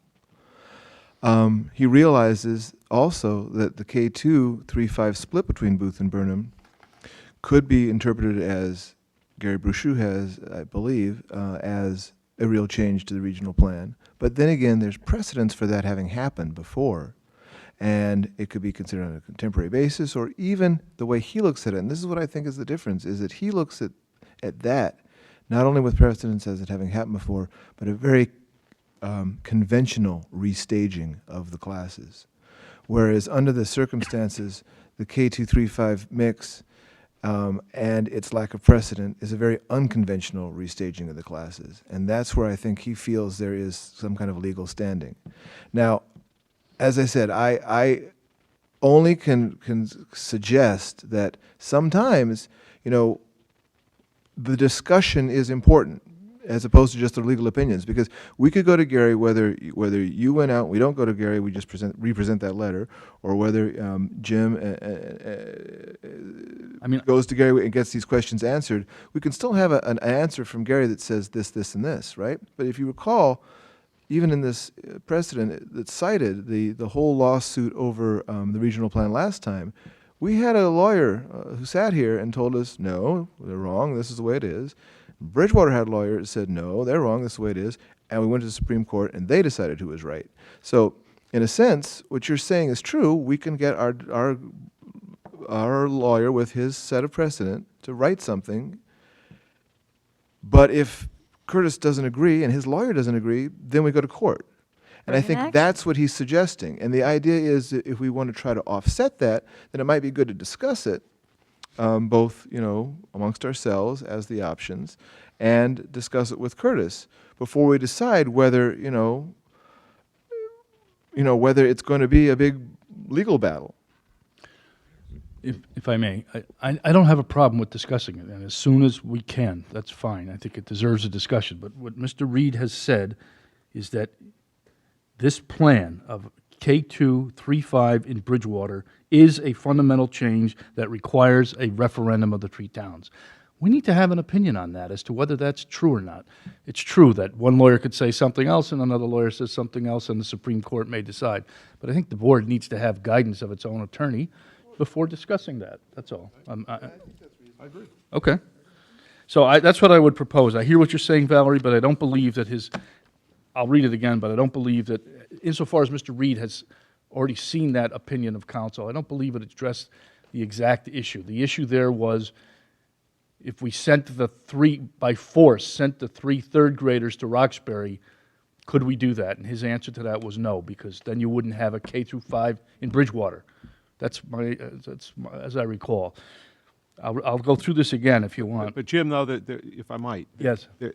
There's an interesting, it just occurred to me tonight when he said it, I've heard him say this before, but he's talking about this idea of, well, we could, when he talks about the K through 2 in Roxbury and the 3-5 at Burnham, that we could either do that as a change to the regional plan or as a temporary measure. The thing that I'm having trouble with about that is I'm not sure that's what he meant to say. And I'll tell you why, because if you could temporarily declare that Burnham will be a 3-5 and Booth will be a K2, you could also temporarily move the third grade, the 4 students in third grade at Burnham to Booth. And so I'm not quite sure that that's what he maybe meant to say, because if his lawyer thought through that, maybe his lawyer didn't think through that if he advised them that that was the appropriate way to do it. But what I'm saying is that anytime you do this and you get into litigation, everyone has to recognize that everything potentially is on the table in that type of litigation, and there are risks in proceeding for both sides. And so I think it would behoove us to get legal advice as to whether or not some of the positions taken in this letter, whether or not there's support for that or not support for that. We ought to get a legal opinion, and we ought to go forward based on at least looking at that before we sit down and talk. Because the problem is, talking's always better. The problem with litigation is you just don't know what's going to happen. And that's really why you need to know where it is before you go forward with it. Because otherwise, I think that we could get into a situation where our positions could get hardened and we could end up missing an opportunity. That's all. So I'm certainly not suggesting that I would advise or look for litigation. I certainly would want to avoid that. I just think the board needs to have some guidance from its own attorney before the board makes decisions on this stuff. Michael? I agree. I think what he was here to gauge is the board's interest in talking versus intransigence on our part saying, no, our idea is the only idea that's going to fly. We'll see you in court. So those are our two options. I mean, can we continue to have a conversation with Mr. Reed, would we be amenable even to talk about the possibility of amending the regional plan to make a Booth Burnham configuration happen? Or are we going to say to him, no, there's no way on God's green earth we're ever going to let that happen, and we'll fight you tooth and nail in court if necessary to prevent that conversation from continuing? You know, I don't think we're trying to be that adversarial. It's just that Burnham has to deal with two other towns. This is not in our hands. This is two other towns, more specifically right now, Roxbury. I don't even know what Roxbury thinks of this, and it's going to affect them mightily. So the thing is, this is, pardon? I know that, but I'm just saying that there's a lot of things that have to happen first. And I think this is the start, because this is what we know. And then I think he has to start talking, as he said he was going to. He certainly should get his Board of Selectmen behind him first, and then talk to Roxbury and that Board of Selectmen, so they can talk with some authority that they want to proceed. Because if you're talking a regional vote, all three towns, plurality, you start pulling that thread, really bad things could happen. So he has to, we're not just listening to him. He has to come here with his Board of Selectmen behind him clearly. Well, we have we're going to one have a here, so- conversation. All right. So what about, can we, I just checked with the superintendent. We could put this, on the May 15 agenda for discussion, and we'll have an answer from our attorney by then. I'll tell him we have to have it by then. I'm sure it won't. I think maybe it might be good to have have him here to talk. I would like Have our attorney here? No. Well, I don't know. I was going to have Curtis here, Sure. and we could talk about this. I mean, I think I would really like to see at the next juncture, if Curtis comes to talk about this again as a part of a discussion, Barbara too, because as Valerie points out, it really does involve two towns, and that's been my counsel to him. In this public meeting, I'll say publicly that I've said, in order for this to go forward, because he really feels strongly, and I think it's the conventionality of it in terms of Roxbury and Bridgewater being able to, in the future, be able to invite people and be attractive for people to move to the area, put their kids in school. He feels that despite it being a split, having normal class sizes and normal class separation is more attractive to your average conventional person who wants to move here, as opposed to a unusual configuration. So as much as he appreciates the fact that Kathy can get this unusual configuration under control, he really clearly is digging his heels in for us to, once and for all, really examine that. We've always brushed it off, even when it floated at the top on our long-range planning 4 years ago, it was still kind of brushed away. But he wants to look into the logistics of it, I think, from a town perspective, and that's why I've said it's really urgent that you get Barbara, behind you, because you can't do this alone. And then from the legal perspective of whether it's possible or whether it needs a referendum.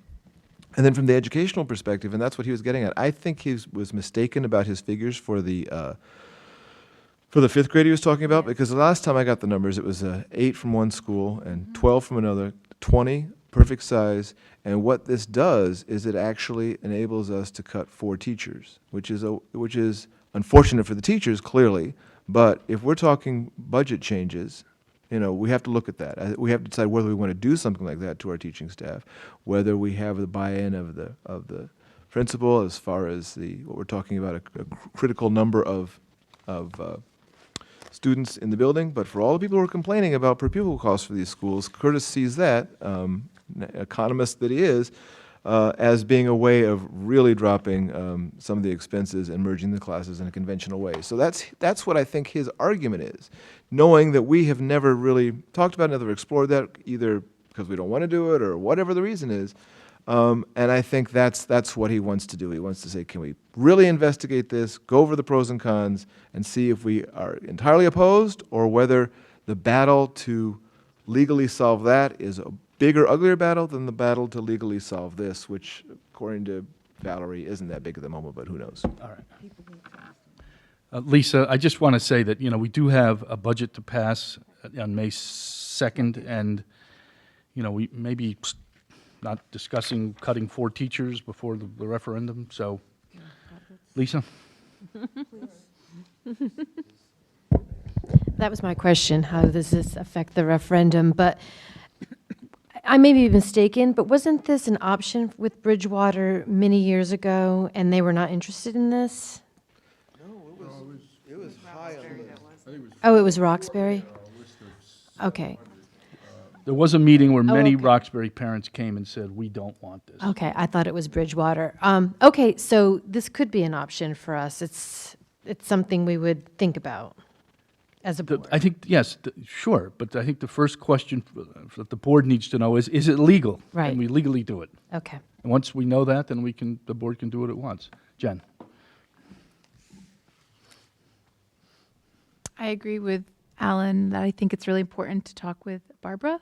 I think that, as we try to learn our lessons from rocking the cradle in communities without really following through with getting all your ducks in a row, I think that it would be important if this is a possibility to move forward. You don't want to ruffle the feathers of the other town too. You want to be able to find a way to work together so that you're presenting something that both communities can lean into. And even though Roxbury would benefit, the fact that Bridgewater's the one bringing it up, I think it would have been really even more helpful if Curtis came tonight with Barbara as an opportunity to come together versus one suggesting and then the other one resisting. I think that immediately, I get nervous about the defense on that. And so for me, I think that would have been an even better move on Curtis's part to have that conversation with Barbara and then come together. Because I think it's going to be really important that they both are part of the conversation so that everybody can be walked through the process. So that's my recommendation. Anthony? So to that end, waiting about a month to get Gary's legal opinion. I understand we want a good, thoughtful opinion, so that doesn't seem unreasonable from a lead time standpoint.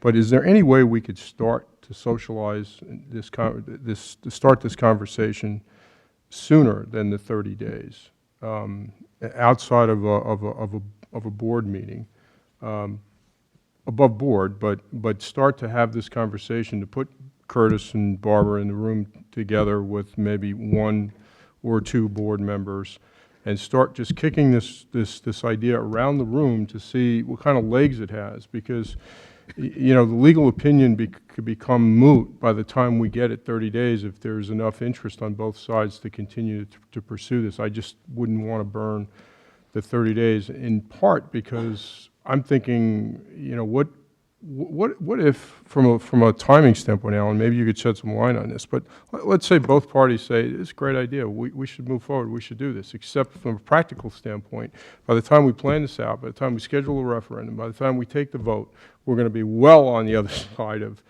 needing to have an approved budget to start a school year. We may be into the next school year, and which means we're going to the 3-5 configuration in Burnham. So is Curtis and those he's representing in terms of the school of thought are going to throw a flag and say, yeah, I know we're heading in the right direction long term, but I want action now. So he's going to preempt all this to force the issue by the time the next school year comes. If we're heading there, then we're just going through a dance. And that's a supreme waste of time, and I don't think that's how we're going to get to a good place. So if we can get to a good place, but it may take a full school year cycle to get there, I'd like to understand what Bridgewater's position is with respect to that. Will they have the patience? Well, that's my question too, and I haven't gotten, unfortunately because of the holiday, I haven't gotten a chance to talk to Curtis about this, but I was trying to figure out what the time frame was, because I think one of the worst, because I'm trying to look at this, I know, personally, my feeling is that this process has been, and I've said so in this meeting several times, it's been mangled as far as how this adjustment's being made to the classes in Burnham. However, my concern at the moment is, with the budget on its way to being passed, with plans afoot, that we need to go through an awful lot of change management now to proceed with the plans we have, although poorly orchestrated, in effect at the moment. Now, They started late, but they're in effect. Now, does that mean these are going to go into effect, and then we're going to do next year a K2-3-5 split, having gone through this whole adaptation this year, and then we're going to do it again next year? Or is the idea to stop? That's what I mean. I'm not clear on And it. I'm not advocating that it's going to take a whole year to make a decision like this. It may happen a lot faster than I would even appreciate. Yeah. I'm just pointing out, in terms. Oh, I know, and I'm confused about that too. I don't want to double down on, haste to get to the next place and realize that perhaps that wasn't as thought through as it needed to be, because, we're just in a cycle at that point. Rebecca?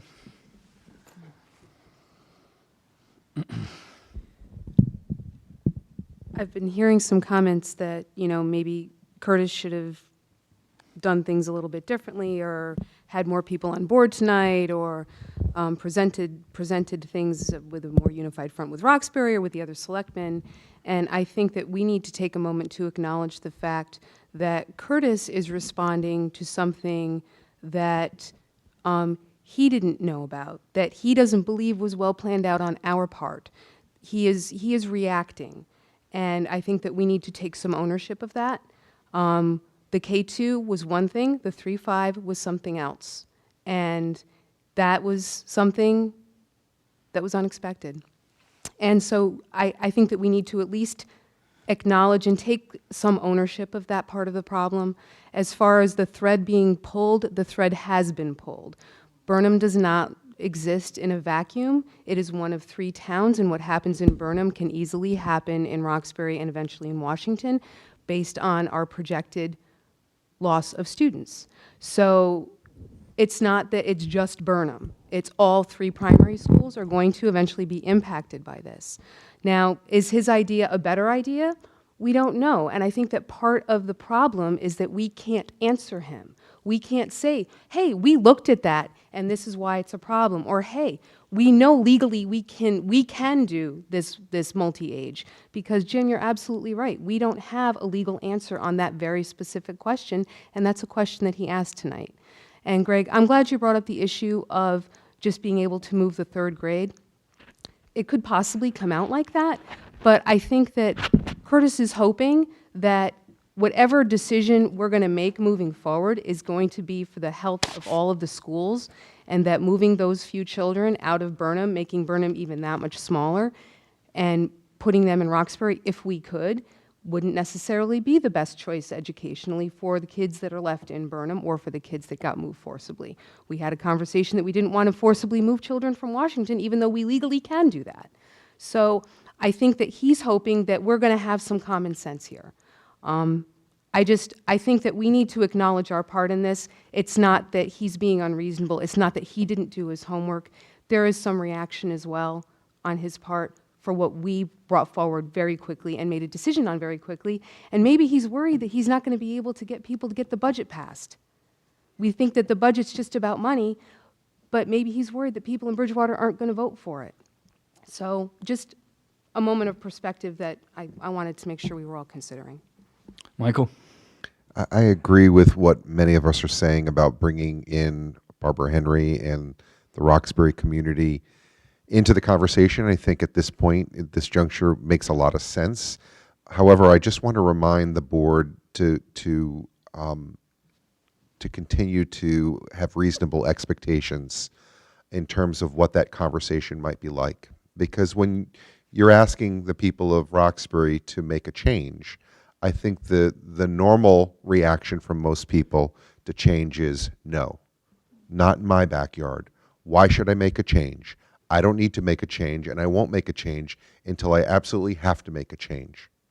So I think if our expectation is that if a single resident of Roxbury says, I don't like the idea, I don't want to change, I'm not doing anything for Bridgewater, I don't care about Bridgewater, that's a problem. And we continually have to remind ourselves that we're thinking about the entire region. And so I think we need to continue thinking regionally K-12. Jen? I think that was my point in talking about bringing Barbara, so that resistance may be heard a little bit easier, or maybe there be a way. I'm not saying it will. And I just wanted to say, Rebecca, I did take ownership several times by saying, I know, but I'm just talking about me and saying I did take ownership. And I think he is reacting. And I guess my worry is that his reaction, which I can understand the frustration, might backfire. And I always, for me personally, my back goes up just a little bit whenever I get backed into a corner with a lawyer. And I don't necessarily, I understand that there may be just cause, but that makes me initially want to dig my heels in, whether that's fair or not. And I have to take a step back and look at that fairly too. That frustrates me, because then my other worry is that although I understand 100% Curtis's agenda is purely in the right place, by saying that it's going to be in the newspaper, not only harms the region, but it harms Bridgewater. And that worries me for that community, separate from our region, because if there's always that contentious feeling in the paper, that isn't going to draw people to one of your communities. So I think that reaction is what makes me nervous, and thinking that if he, instead of reacting, which I know is easier said than done, but to work together with Barbara might help. I'm hopeful, but that's my intention in saying that. It's not to do that. It's really just to try to have there be a more constructive conversation. That's all. Valerie? You know, we've talked about all of these things for a very long time. I know that Pat's tried to consider, you know, what her rearrangement of the K2, 3, 5, you know, we have, through the history of this region in the last 20 years, tried to figure out consolidation, reconfiguration, which is basically what we're talking about here. There have been court cases. It's not like we haven't worked this out and mentioned it repeatedly in our own long-range planning over the years, absolutely. And it resulted in some really nasty referendums that didn't go down. There's another solution here, and it's in this letter that I still think is the key to the kingdom. Either, number one, we do what he suggests and we reconfigure, which I believe we say clearly is against the document. We stay K235, which could indeed not be according to regional plan, but sounds like it is from conversation, but we can clear that up. Or, and I'm assuming we all tiptoed away from this, the board can vote and say to Bridgewater, your third grader is now, your third grade class, which we were hoping would voluntarily move to Roxbury, is now assigned to Roxbury. We can do that. And this is what we can do. I will read. This is the conclusion of that letter. Region 12 students, however, may voluntarily agree to attend another elementary school without violating the regional school plan. And the Region 12 Board of Education can assign students from one elementary school to another to balance enrollment, so long as each of the 3 elementary schools continue to offer all K-5. So we can have a ghost K-5, but we assign, this board can assign. But we don't want to do that. That's not the appetite that we have. But you see, the problem is once you open that up, then you can have the board dictating, which is exactly what we don't want to do. Because we are concerned about our friends in Bridgewater. We're trying to do the best we can. But to basically de-regionalize elementary schools going against the plan that Bridgewater has fought about for 20 years, we all have, makes no sense. This board can assign, but we don't want to. It's here. We can't assign the whole third grade from Bridgewater to Roxbury. Yes, you can. Bridgewater could sue. You still have to offer K-5, but you don't have to change the regional plan. You can assign. All right. I just read All it. right. It makes perfect sense to me. Greg. You could volunteer or the board can assign. Yeah, could I just offer a couple of observations? One, How about- Valerie, I read the letter and I don't agree with you, because what the letter says is You could take kids from Booth and Washington and bring them over to Bridgewater to balance Bridgewater's class size, because you're still offering a full grade in those towns. You're still offering the grade in those towns. What you can't do is you can't take the whole third grade and bring it over to Booth, at least what that letter says. The letter says, I think the implication of it, if you read between the lines, is you cannot take all of the kids out of a school and stop offering that grade in that town. And that's what the I letter, understand that, and but that's the clear input. the But I've got the floor, please. I'd like to finish. I wasn't suggesting that we should, that we had the authority to go over and move the third grade from Burnham over to Booth. What I was suggesting is that if you read that letter, the implication is we can't do it. If you read Curtis's letter, the implication is that we can. And so the problem is that the law of unintended consequences. Perhaps one of the biggest mistakes we made in recent years is we very quickly proceeded through a discussion and vote on the plan of which consolidation plan we were going to suggest to the voters last time. We spent months and months and months studying it, and then we had one night, one discussion, bang, vote, and we voted what the selectmen, all three came and said, this is the plan we want you to put up. Now we're talking about we want to create a conversation with the selectmen again. I'm not sure that's the best way to do it. I think what we ought to do is exactly what we're planning to do. Let's get legal advice on the specifics of the suggestion in this letter, because if the legal advice is you can't do anything that's suggested in this letter without a referendum, then we need to then the next decision is whether we want to have a referendum and what the referendum ought to be about. And that's how the decision tree works. What the decision tree doesn't work is to start a conversation among selectmen so that they can come to some idea that they bring to the board, we vote on, and then the voters reject it by overwhelming margins. I mean, because and don't anyone kid yourself. If we decided tonight that we thought it was a good idea to make Booth a K2 and Burnham a 3-5, you would not be implementing that for the next school year.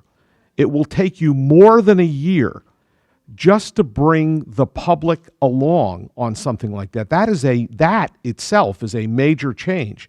And so the difficulty becomes, how do you accomplish the goal? And I think the best way to accomplish the goal is to get the legal opinion and then decide what direction we want to move in and how do we want to move there. And I think that's the way you do it. That's the way we're doing it. Otherwise, I don't think you should ignore this letter. I think we should pay attention to this letter. I think we should figure it out, and we should think it through. But what I don't want to see us do is make a quick decision in reactive phase and end up in a mess. That's all. So, Jim, you're going to have the Bridgewater letter reviewed by our attorney And I'm going to ask, yes. for efficacy, and then we go forward. I'll copy the whole board on my email to our attorney. Okay. Here's the letter. Here's my questions.